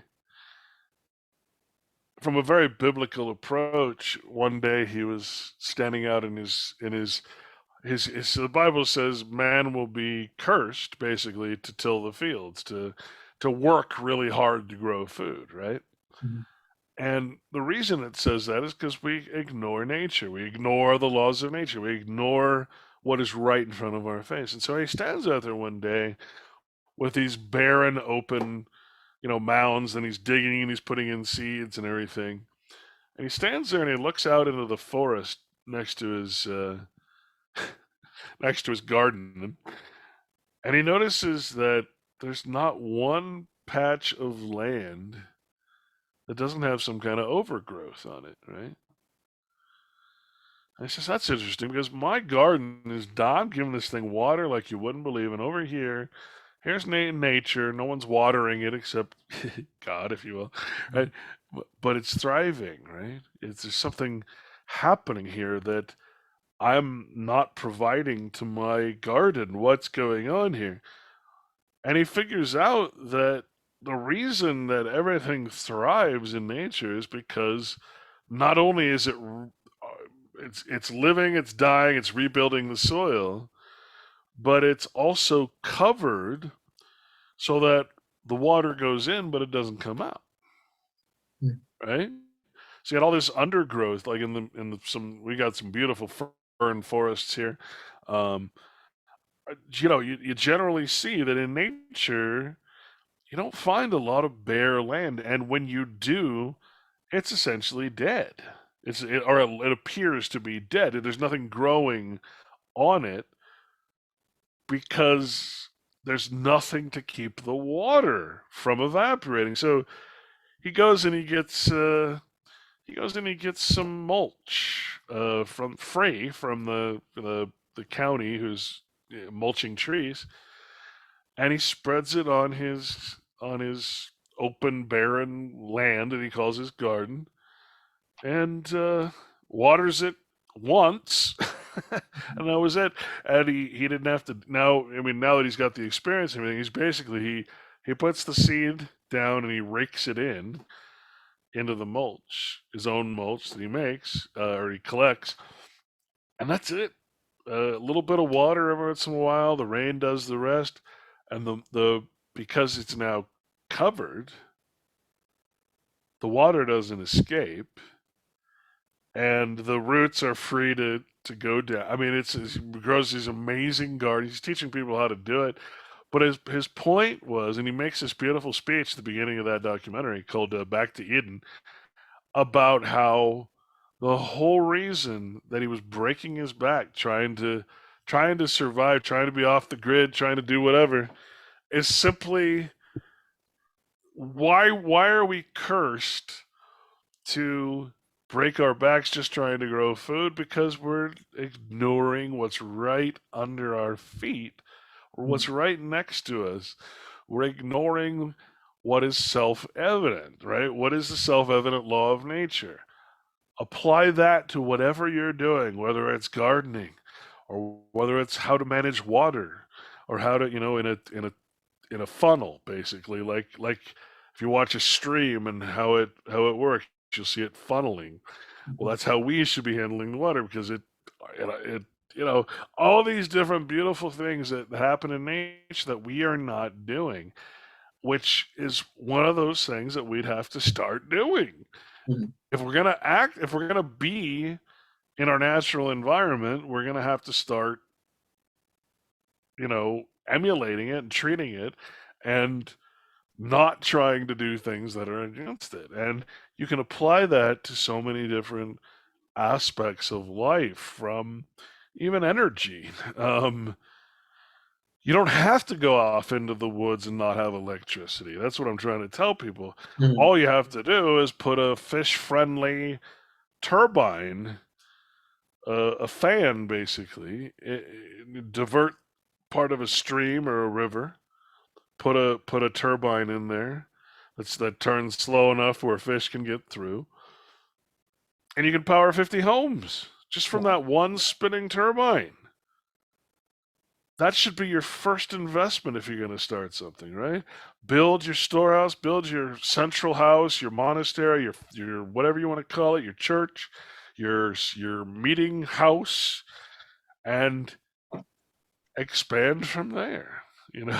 Help each other uh, build this infrastructure, solar water heaters.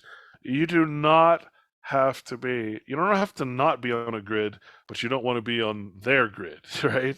It's okay to have one turbine serving this many things or whatever. Or it's okay to live without, if that's what you choose to do. But most people are concerned that they have to leave all things behind. No, I'm talking about going private, foreign, to where you actually now are practicing your inherent rights again. You can do science, you can heal without a license from government. You can do all these different things, but you have to make sure that you don't revert back into their systems, because that's when they come and get you. And they say, you are practicing medicine without a license. Well, what does that even mean? Well, medicine is their proprietary term. They're not saying you're healing people. They're saying you're practicing medicine. What is medicine? It's whatever they define it as. So you'll notice that in these alternative people, they're all okay. We can't say the word heal. Don't say we don't heal anybody, and we can't say medicine, and we can't say this, and we can't say that. Well, that's because they're trying to do the right thing in the wrong realm. They're trying to be good people and actually use herbs and shit that would actually help people in a place that doesn't want that. That has a whole, they've established this medical industry to kill people, to harm people, to ensure a constant stock of sick people. Why would they want you to then come in and start healing people? It's not going to happen. You have to leave the system to do that. So if you don't try to do it in the system, you're always going to fail, right? You can't do something real in a fictional system. It's always going to be rejected. That's why just as the Bible describes, you must leave Babylon in order to practice your law, to practice your lifestyle that you want to lead. And you must completely reject this entire legal structure, to the point where and I hate to say it, but to the point where you have to realize you already own nothing. Just like in that digital construct, just in like that virtual reality, just like in the Matrix, nothing's real, nothing over here, you own nothing. Okay? That's the way it was planned, right? Everything is pledged to the United States. You have nothing in the first place. So to fight for it, the best that you can fight for is a piece of paper that says you have the right to be a tenant, to use that piece of property that belongs to government. That's the best you're going to get. You're not going to get anything more, because that's how the system works. There is no exception. You don't own anything. Whereas out here in the realm that we're talking about, the only thing you really care about is the land, because you want to ensure that you're not going to be kicked from the land. But is there insurance? I think the question that we have to ask is, if we set up something so beautiful and so wonderful, and we experience freedom for even a week, would it be worth it? I think it'd be something that we couldn't even fathom. And if you get kicked from that particular place, what's stopping you to go from somewhere else? What's preventing you from walking into these national forests, for instance? Right? They're supposed to protect wildlife. You've just become wildlife. You're no longer a domesticated servant. You're wild. You're supposed to be protected. There's lots of things to consider here. Um, but I can guarantee that one thing, and that is you're never going to find peace or happiness or any kind of real spiritual success while trying to exist in a place that is 100% against the spirit. I mean, I think that should be pretty obvious at this point. So, the reason I do this and the reason I do these interviews is uh, simply that I want people to succeed in this. Certainly does me no good to have all this knowledge. Certainly does me no good to know all this about the law. I need people to understand this. I need people to, because we can't do this alone. You can't just walk in the forest and expect to support yourself. It's not gonna. You have to find like-minded people, and it's one thing to have a Zoom call or a conference call, and let's call it the Freedom Forum or whatever. It's a whole other thing to actually do it and truly be together and suffer one another and help one another, and that kind of thing. Be charitable and forgiving, and try to actually live an existence that 99% of the population will never live, right? Mm. Misery So, loves company, though. what's that? Misery loves company, though. So, Well, and yeah, but so does beauty, so does love, right? I mean, you can't have love without some company. yeah. You have to have something or someone to love. So, you know, I don't know. I just know that the way I feel is just 100% dissatisfaction with the product that's been provided for me. I want a refund. I want I want to get out of this thing. And it's not so much like you're not leaving. You've never left nature, right? The way the Bible says that is that God has never left your side. You've left His. You've tried to exist in something that is unnatural, right? But you can be born again in the real way, which is to go back to God and God's law. Go back, be born again into nature and its laws. What that really means. It doesn't mean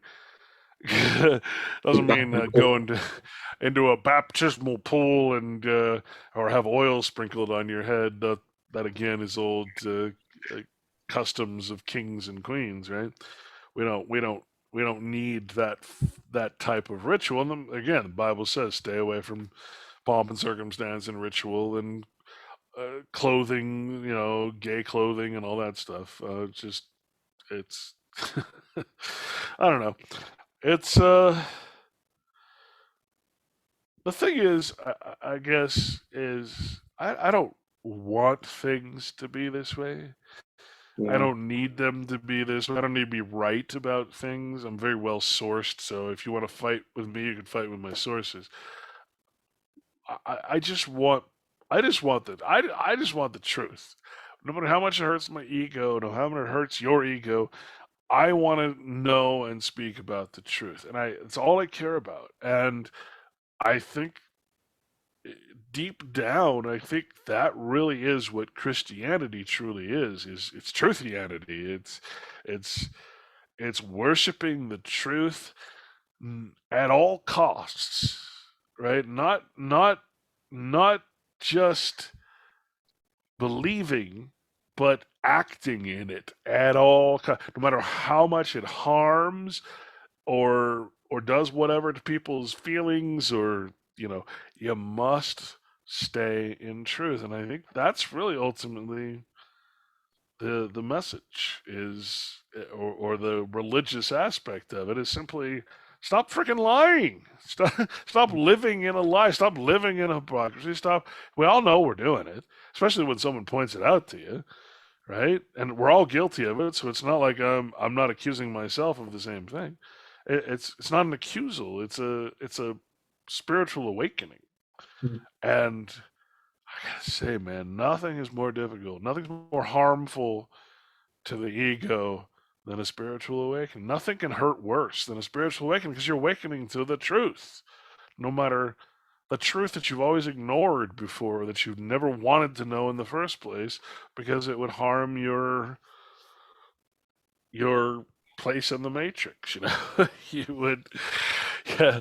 How do you you want to go back to the fiction because you can't handle the truth. Yeah.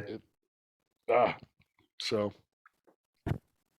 I'm curious what. I don't know if this is what you were looking for, but I get off on a No, rant. I it apologize. was more than what I was looking for. I'm gonna re-listen to this probably at least 5 times because you just dropped so much info for me, and I wrote down all these the UCC, CPS, and BLB. Like I wrote all this down. So Well, you can look up the Uniform Law Commission.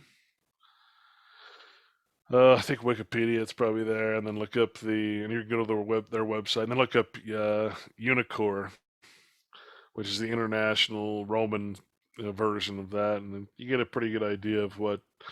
And it's basically, if you don't want to pass a law nationally, you do it in every state, and then it's like having a law. Or if you want to pass a law in the states, well, you go to every city and every county, and you get it done that way. You want to pass Common Core, which you'd never pass federally, but you might be able to sneak it in. And if all 50 states adopt it, well, then you've basically created a national law, but you don't have to call it a national law. And if you then put that on the international level, then Unicor is like the standards for contract for international commerce, basically. And so everything is geared to put you into international commerce. Example, end user agreement. mm, Where you get your fancy computer or phone or whatever, and you get this thing that says, please read end user agreement. And you say agree without even reading the first word. And then it says, no, please read user agreement. And you click, oh, yes, I have read the user agreement, right? You don't even touch it, but you click it anyway.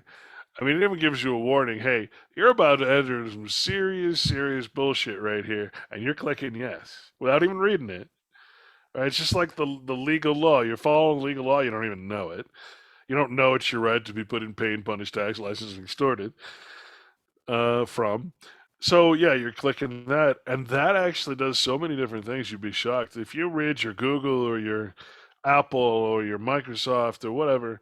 If you actually read that thing, I mean, it says we can target advertising, we can listen to you, we can film you, we can turn on your camera anytime, we can reset your registry. We could we can erase things from your computer. Basically, all the things you wouldn't want to give permission for. You've just done it by signing the end user agreement. You've also done something very stupid, which is to say this is an international contract. Therefore, you have no access to your own system of law. If you have a problem, or if this goes to a place where you have to sue the company, well, you agree to arbitration.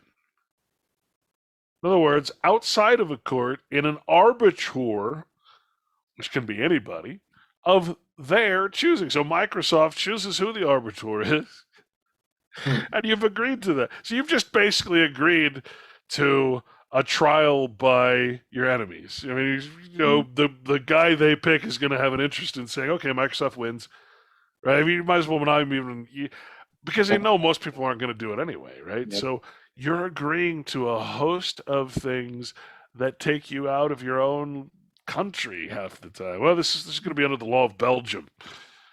Do you know the law of Belgium? Do you even know what language they speak in Belgium?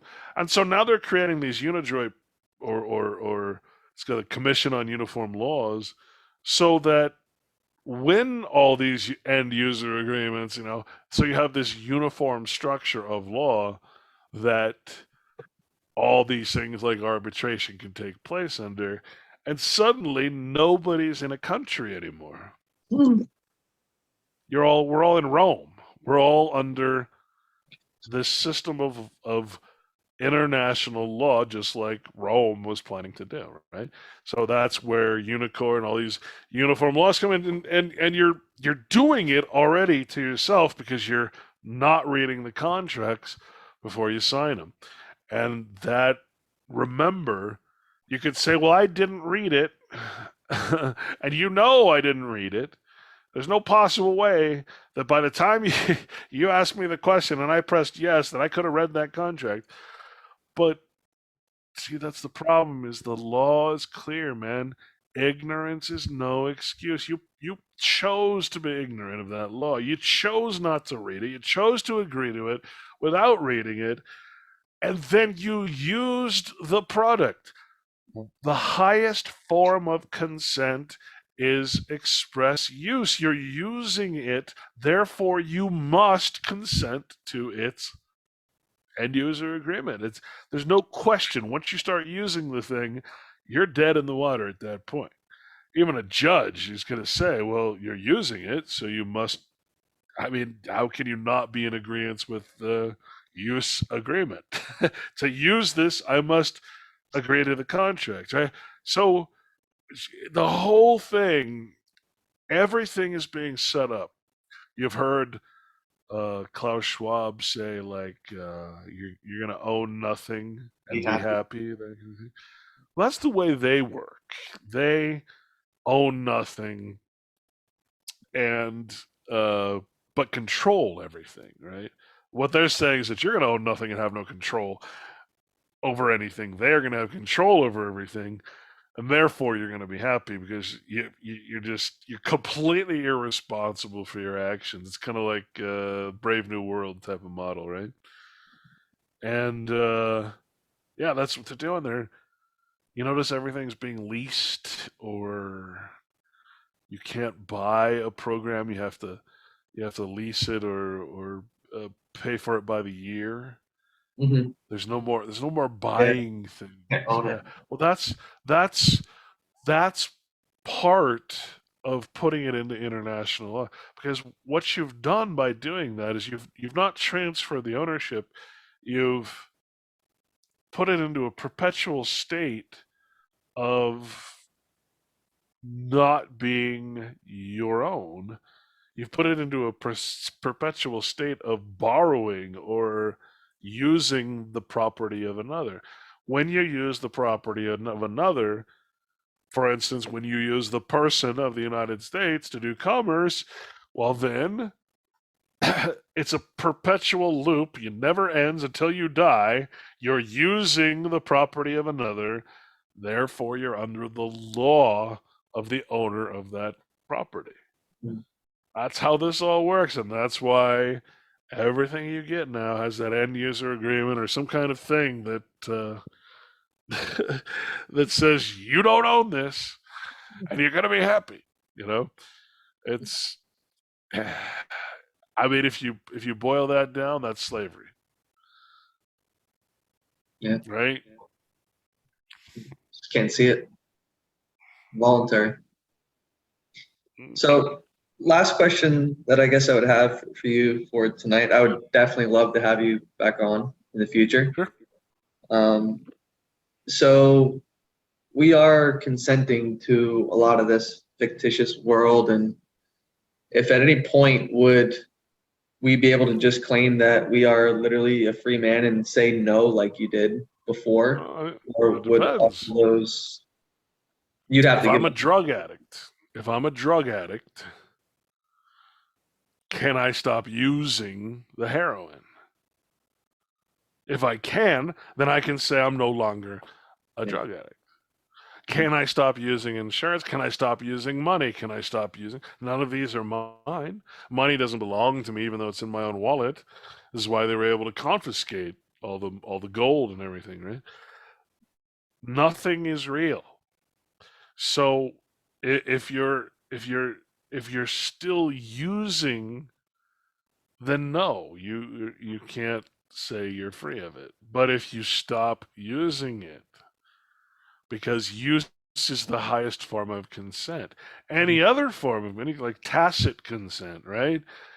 That has to be proven. That is where intent comes into play. If you use something, it's pretty obvious your intent was to use the property of another. You're not going to get out of that so easy. But if someone comes along and accuses you of of being in addiction, being in use, being right. Well, at that point, then they have to prove it because they can't show that you've used it, yet they're accusing you. They're essentially accusing you of still acting in person and being under the law of persons. That your actions at the time of your whatever you're doing was being done under the auspices and protection of the person. Okay? Well, prove it. And it's pretty obvious when I use a credit card or any kind of money or any kind of thing, and it's got my name on it and it's attached to my social and it's attached to that's pretty obvious. I can't really get around that. But if I'm acting in private,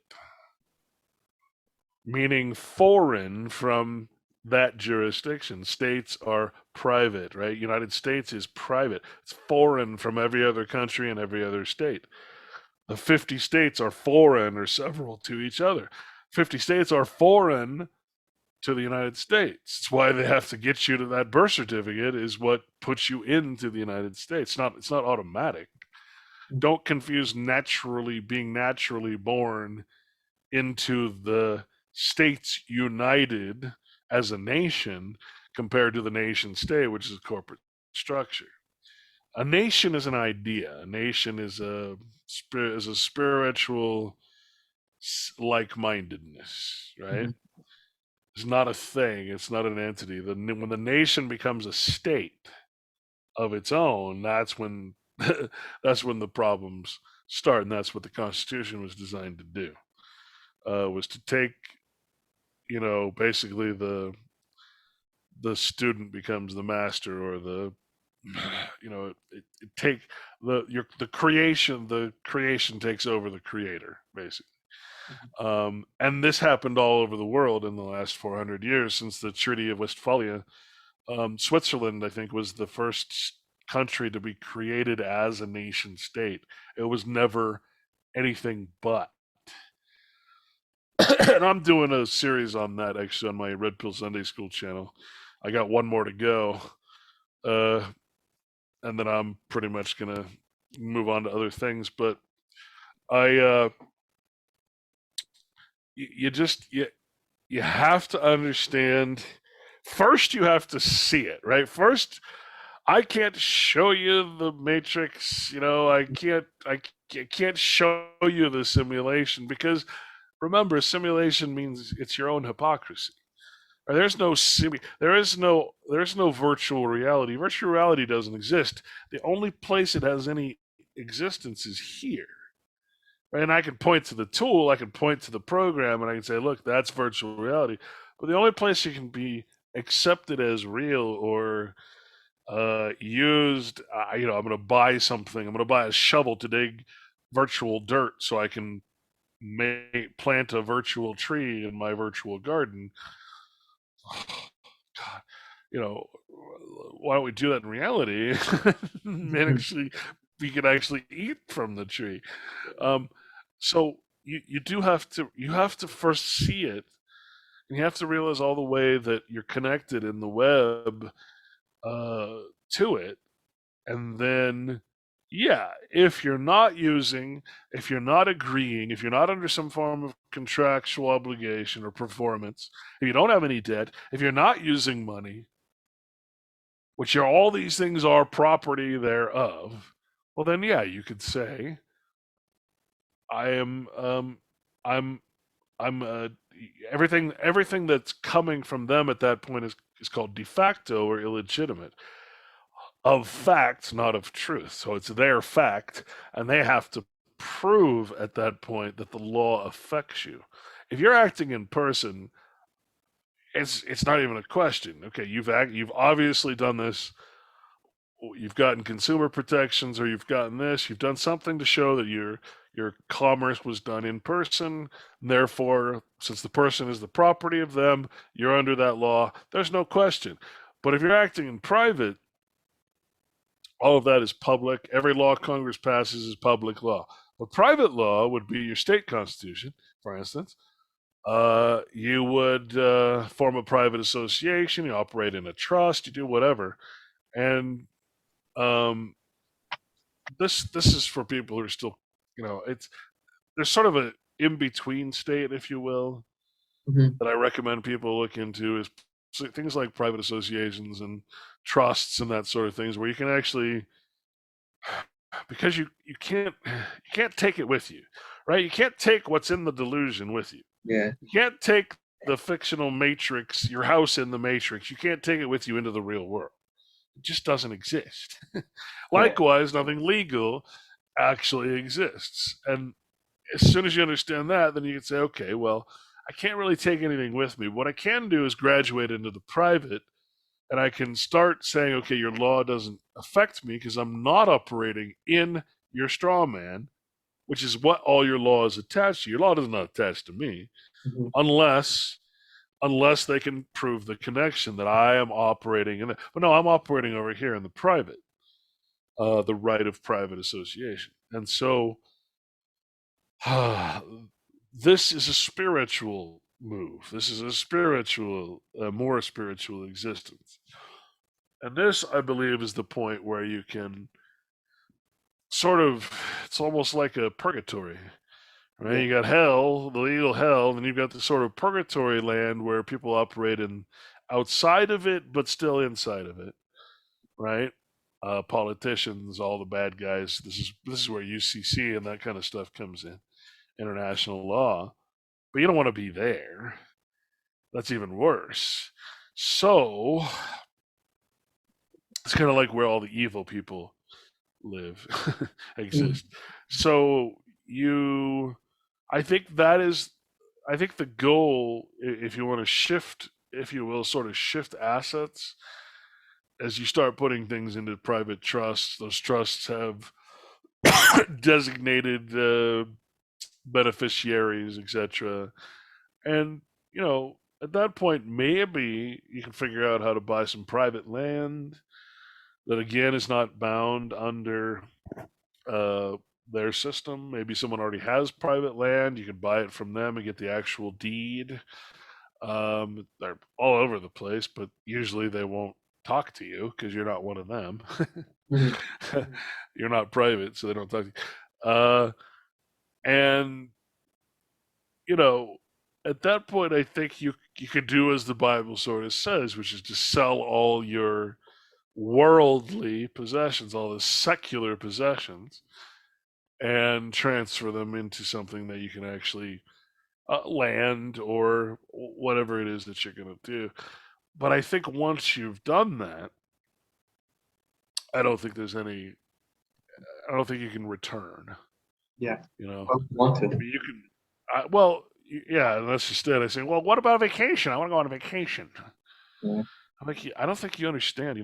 All throughout, we're in a position right now in a time in history where we have this access to these ridiculous things, airplanes and cars and shit. They didn't have that. Most people didn't travel within 15 miles of their land. They'd make long trips to go to the market or something if they needed to, but for the most part, they'd be snowed in the whole winters. They wouldn't leave. They'd rely on the land. Mm. So if you need a vacation from the legal realm, you need to vacate for a while, go back to nature. Most people go camping or let's drive through nature, get some kind of reality check, and then go back to the artificial world. But if you're in nature, what is your vacation? What are you taking a vacation from? No, you're married to the land. This is husbandry. You want to, husbandry is a great subject to learn about. There's a lot of really great writings on husbandry, which is the concept of marriage, but not just to a human aspect, but to be married to the land, to the livestock, the you know to physically be the protectorate and caretaker of that land. That is a beautiful concept. And when you are that, how do you leave? Why would you want to leave when you've built this paradise to escape anywhere you might go that you call a vacation, right? Where are you going to go? Disneyland? Mhm. I mean, shit, why would you leave? And this is why, throughout history, people didn't leave. Yeah. The people that did want to travel were naturalists, or they wanted to. They're naturalists or real bastards who wanted to go kill every animal they could, but you wanted to explore and uh, map and see, and that was the kind of adventure. But otherwise, you were content with your little piece of self-governing, self-sufficient land. And that's kind of the end of the story until someone claims that they can take that land from you, right? I mean, that's really the nuts and bolts of it, is how do you get to that point? And I contend you got to give everything else up, because you can't do that on your current land. You can't do that on your current, whatever you consider your possession, your title, because remember, that title's in person. That's a public thing. You want to do it in private without a person. You want that land to be part of you. You don't want it to be part of some fictional character. And that's the part, I think, where most people are stuck. And there's a lot of gurus, a lot of salesmen out there I can get you a patent on your land. I can do this. I can get you a allodial title. I can get you that. Most of it's bullshit. I do not recommend pursuing such things. But you do want to look into, I mean, there's Land Watch and certain websites out there where you'll find private land. And the private land means that when they sell you that land, they're going to give you the deed. You're going to have the actual deed. That means you'll have the water rights, the mineral rights, and all that stuff. The problem is, again, they won't talk to you. I tried to contact several agents to understand the difference between title and deed and all these different things that would make it a private interaction. Nobody would talk to me because they know I'm not one of them. one of the bloodline whatever families that actually own land, right? Um, so it's a very incestuous thing you're trying to get into, and I'm still in that process. If I could figure that one thing out, and every time I mention it, I get people, you need the land patent or you need this. And I'm like, no, I've already gone down that road, and I'll make this offer. And I gotta tell you, this is how confident I am at this point.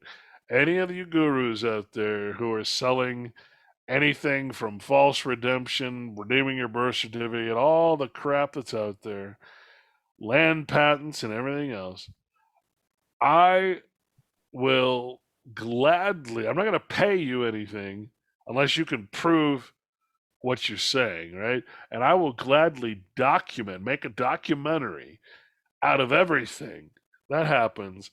And if I'm successful, I will say I'm successful, and I will recommend, because people know I don't lie. People know I spent half my frickin' whatever you want to call this career exposing all the frickin' frauds out there in this so-called truth movement. It's full of more crooks than the mainstream. So crooks, thieves, and liars, people trying to sell you things that don't exist. False redemption, and it's horrible. Just do a little research. You find that most of the patriot mythology is a lie. Most of history is a lie. So, and yet it's the foundation of all this stuff. So I'm glad. I would be glad to make. But see, when you tell them I'll make a documentary, they like run away. They don't. For one thing, well, okay, you'd be giving away the secret to my success that I sell. I'm like, well, how is it a secret if it's a public? I mean, it's already. What do you mean it's secret? How is it secret? So you really cut through the fraud that way. And I've challenged just about everyone out there who is selling these stuff and harming people, because sometimes they don't catch up on their records till years later. Then they give you a big tax lien, and you lose your property that you thought was allodial or fee simple or sovereign, all these bullshit terms. None of it. None of no. Because remember, you're acting in person. Anything Yeah. you do in person. God, we got to remember that. So, yeah, I the second they're like cockroaches. They just go away. I've been banned from other sites, and because I'm challenging them, I'm saying, look, you guide me through your paperwork, your process. I will document it. I will make sure everything is legit. I will go talk to all the proper agents. I would do that. Man, you do that, they're like, how dare you? How dare you come on here and challenge my integrity or whatever? It's like, well, actually, I'm trying to enforce your integrity. But no, it's all fraud. Mm. Um, one of the big reasons I won't get into this, but it's what I'm doing this video series on right now is we're a conquered people. Yeah. Okay, the Civil War was the United States, a nation state, Washington D.C. conquering all the other states, forcing them to re-sign a new constitution, delivering all public lands to the United States to the point where if you don't own your public lands, you can't secede, right? The Confederation of States was never recognized, therefore it never got international rights. This was always an internal affair. I mean, it's the story of every country essentially, where the nation state takes over the republic. There's the Republic of China, the Republic of the Soviet Union, the Republic of the United States, the Republic of this. They're all republics. It's a joke.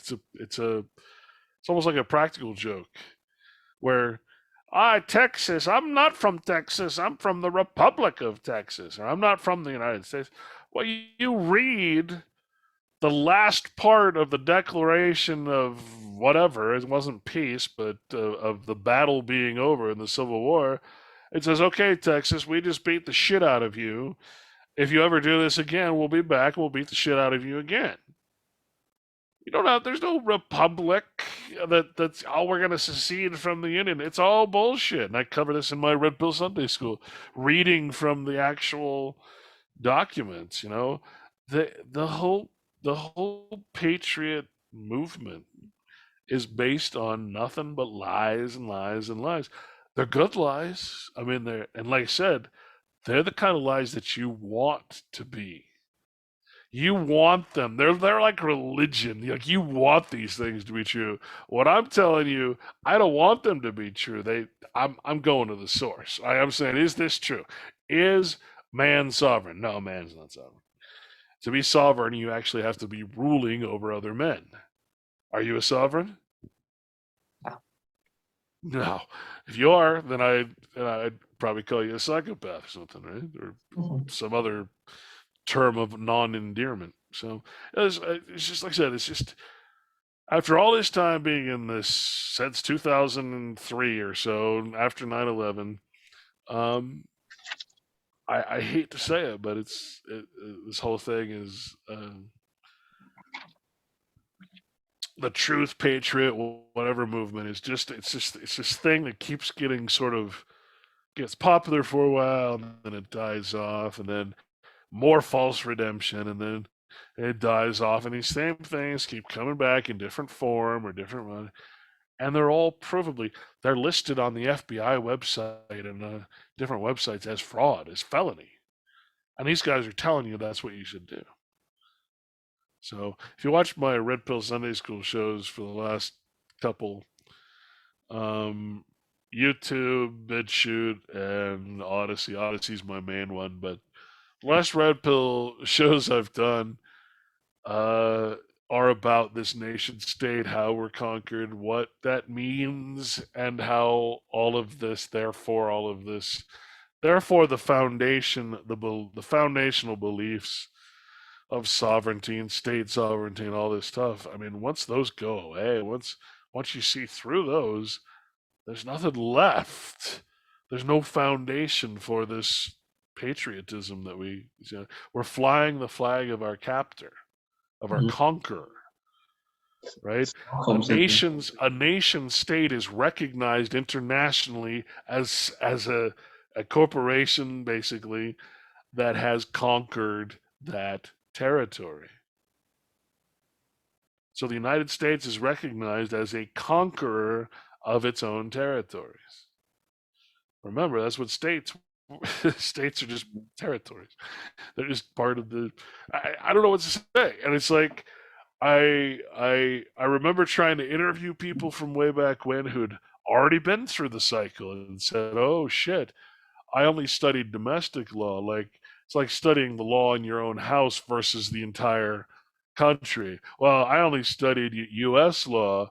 I never really studied international law. I never studied the law of nations and what that means. And these guys, once they get to that point, they start realizing, oh, holy shit, we're a conquered people. And you read the Libra Code, General Orders 100. You read the international law on how to treat prisoners of war, basically, prisoners after war. It says the same thing internationally and in the Libra Code, which was the rules on how to treat us after the Civil War.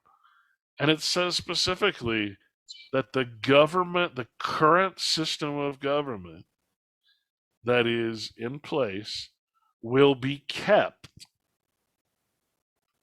in order to ensure acceptance of the new rule. So, in other words, even though you're a completely conquered people in war, they're not going to change anything. They're going to keep the same government, even though after the Civil War illegally took all the congressmen and stuff and threw them out the window and replaced them, but without voting.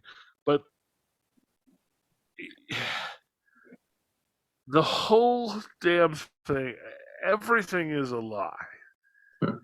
And I'd heard that before, but I didn't want to believe it, Yeah. And now I can pretty much tell you that everything, all the mythology and all the patriotism, all the things that support the history, yeah, it's all bull. It's just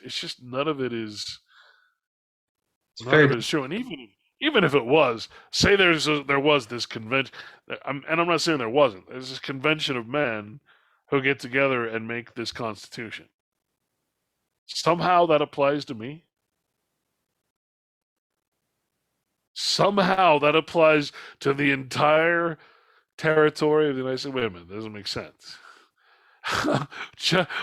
That would imply that I could do the same thing right now, right? it's like a Anybody can do it at any time. it's like a massive spell. Yeah, and yet they have a law that says that you can't do that. No state, no state can be created within another state. Well, of course not. That way, they they lay claim to all the freaking territory of the United States, and no one could create an independent state. I mean, like it's just like I said, the whole thing's a lie, man. I Yeah. don't recommend. I don't recommend getting into this so-called truth movement because uh, you know, it's it's gonna lead you down a whole bunch of bullshit. It's gonna give you false historical narratives. It's gonna make you worship things that you shouldn't, as the Bible says. You're gonna love the you're gonna hate the truth and love the lie. Love what you shouldn't and hate what you should. Love that kind of thing. It's not what you think it is. It's no different than the mainstream. In fact, the mainstream has taken the alternative model. Fox News has basically become the new the new alternative voice, and people are falling for it. So I don't know.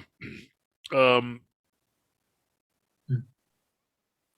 but when you're being offered something and it's a redemption, you're redeeming the birth certificate, you're redeeming this, you're trying to use numerology, or whatever they're trying to get you to do.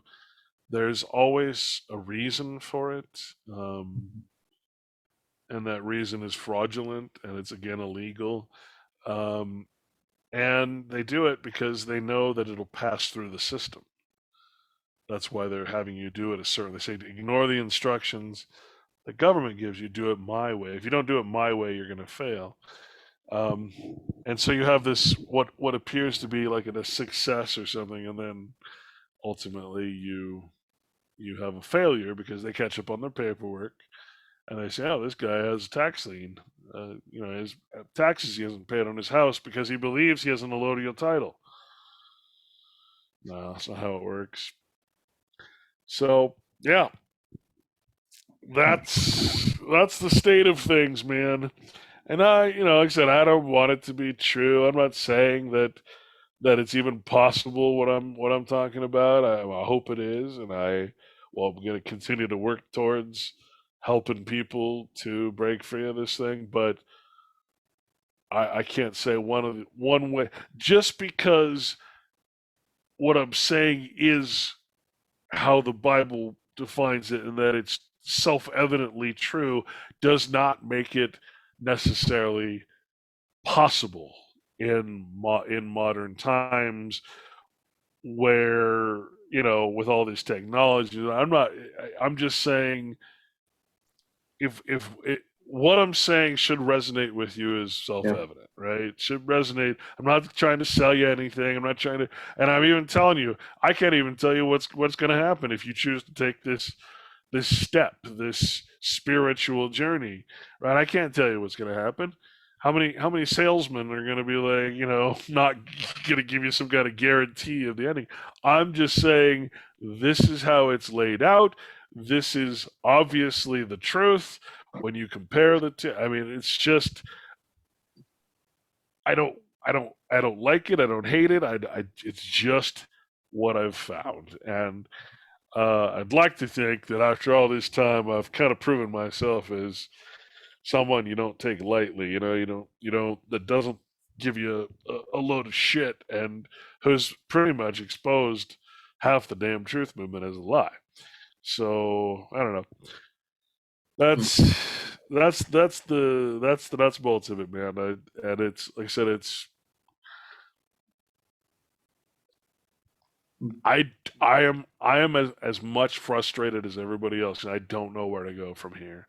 I just know what is right and what is wrong. I just know I can see the path, but like everybody else, I'm just as afraid to take that path as everybody else. And that's why, unless we share this knowledge, unless we finally see what it is that's got us ensnared, we can't be like-minded. We can't operate outside of it unless we do this together. So it's definitely it's definitely in our best interest to keep sharing this kind of stuff, because you just can't do it. You can't. There's no way you can do it alone, No. I guess. So Well, I really appreciate your honesty with that one, man. And I think it might require us to honestly put our faith in a higher power and just lean on to something that we really can't see, but kind of just jump and hope that something catches us. I would say God in yeah, that matter. And um, I think what you have to realize is that all the persons out there, all people that are acting as persons, if you approach them as good Christian men, in other words, men who inherently would seek to help you, like, I need a place to stay tonight. Do you mind if and I'll do some work for you or whatever. I think for the most part, everybody you approach is going to be not look at you as a from the perspective of a commercial person. But if you're appealing to their moral rectitude inside, that most people are going to be very decent people. It's only the legal stuff that makes them evil. It's only the requirements put upon them to treat you like shit and get ahead of you and compete with you and do everything to get ahead of you. That's the if you're approaching if you're looking for uh, if you're looking for help on your journey, you're not going to appeal to the person. You're going to appeal to the man Mhm. behind the person, right? You see what I'm saying? Yeah. Because that's where the moral standards are. Here, moral standards there are no morals allowed in legalism, right? They're banned. The spirituality is banned. You must appeal and approach and treat each other as equal, as men, as in other words, when I say equal, as not having any status. I need charitable help. Um, when you go to a hospital, you can go there for charity care. You don't have to pay a thing. There's so many different things that are, uh, but we don't know to say that, right? We don't know that there's a whole that hospitals are actually charities. Oh, they've hidden that fact from us. Universities are supposed to be charities. They're called eliminatory corporations, strictly for the distribution of alms to the poor, right? And that's what hospitals are. So if you go to an emergency room, they have to treat you.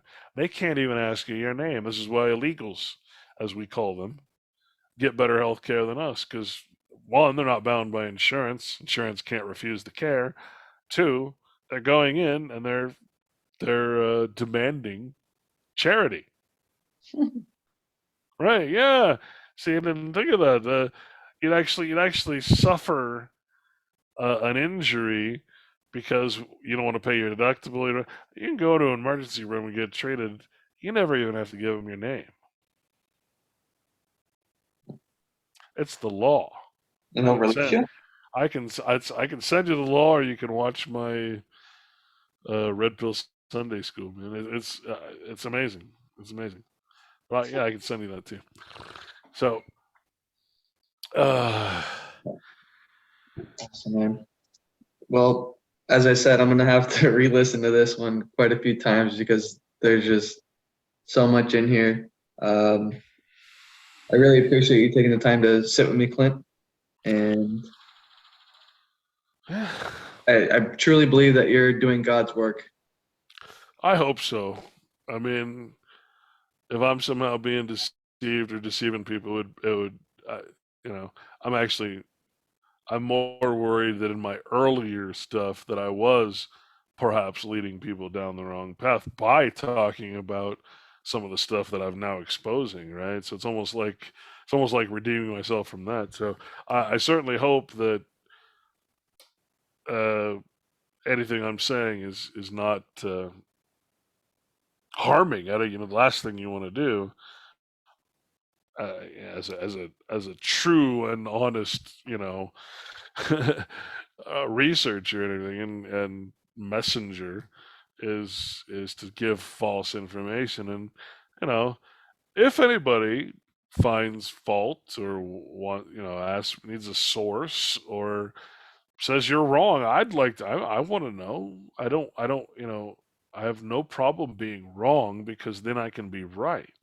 So tell me if you've discovered something that's wrong. And I don't mean your opinion. Like I said, usually if I say something, it's because I've sourced it. You're gonna argue with my source rather than me, or try to use a ad hominem or some other, you know, defeat the messenger, so you don't have to defeat the message. That kind of thing. Mhm. So I get a lot of that. um, you know, hopefully that is a true statement that I'm helping and not harming. You know, and I guess only time will tell, right? See, see. So you mentioned the Red Pill Sunday school. Red And Pill Sunday School. That's my sort of my little radio show. I did 2 seasons, and I'm about to finish the second season. It's on. That's the name of the channel on YouTube, BitChute, and Odyssey. okay. Odyssey is the one I update the most, so that's probably the one I'd recommend. Except, and YouTube has now banned 2 of my documentaries and a few of my radio shows. So It means you're doing something right. a little tough to recommend YouTube, you know. Yeah. Gotta be doing something right if you're getting censored. So. Hope so. So besides the Red Pill Sunday school, where else can they find you? I know you have the Strawman info site. Yeah, sorry, I sent you my blog there, so it's realityblogger.wordpress.com with 1G, and that's severely censored. So unless you type in that address, realityblogger.wordpress.com, you're not gonna find. You can't even search me. If you do search me, you can get my book website, which is strawmanstory.info. And on there, you download the free PDF of the book. And then people that don't, I decided to do a little experiment and print them myself, no ISBN, no marks, none of that kind of stuff. And it's been interesting, but I have copies of it that I'll either send out for free or at cost, or you can donate whatever you want. A lot of people don't have the means, and I've lived on donations for quite some time, and it's getting tougher and tougher the more I get banned and shadow banned and all that shit.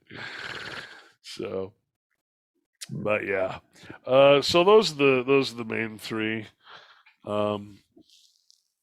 Anymore, I had to shut my other website down for similar reasons. It all got redirected to porn sites and stuff. So, malware. Awesome. Well, definitely want to thank you again, Clint, so much for your time. And I definitely look forward to having you back on the show once I kind of digest this and learn how to explain to others a little better myself. If I can spread the word. It's hard. Trust me, I get it, man. I get it. No. Doing God's work, my friend. Well, thank you, Clint, and I'll let you go for the night. I hope that you have an amazing birthday. Yeah, thanks. It's already showing, so I can't really hide it anymore. Nah, you're good, man. Oh well. And I hope Cool things beans, man. Thanks for having me. Thank you, brother. All right, man. God Take bless. it easy.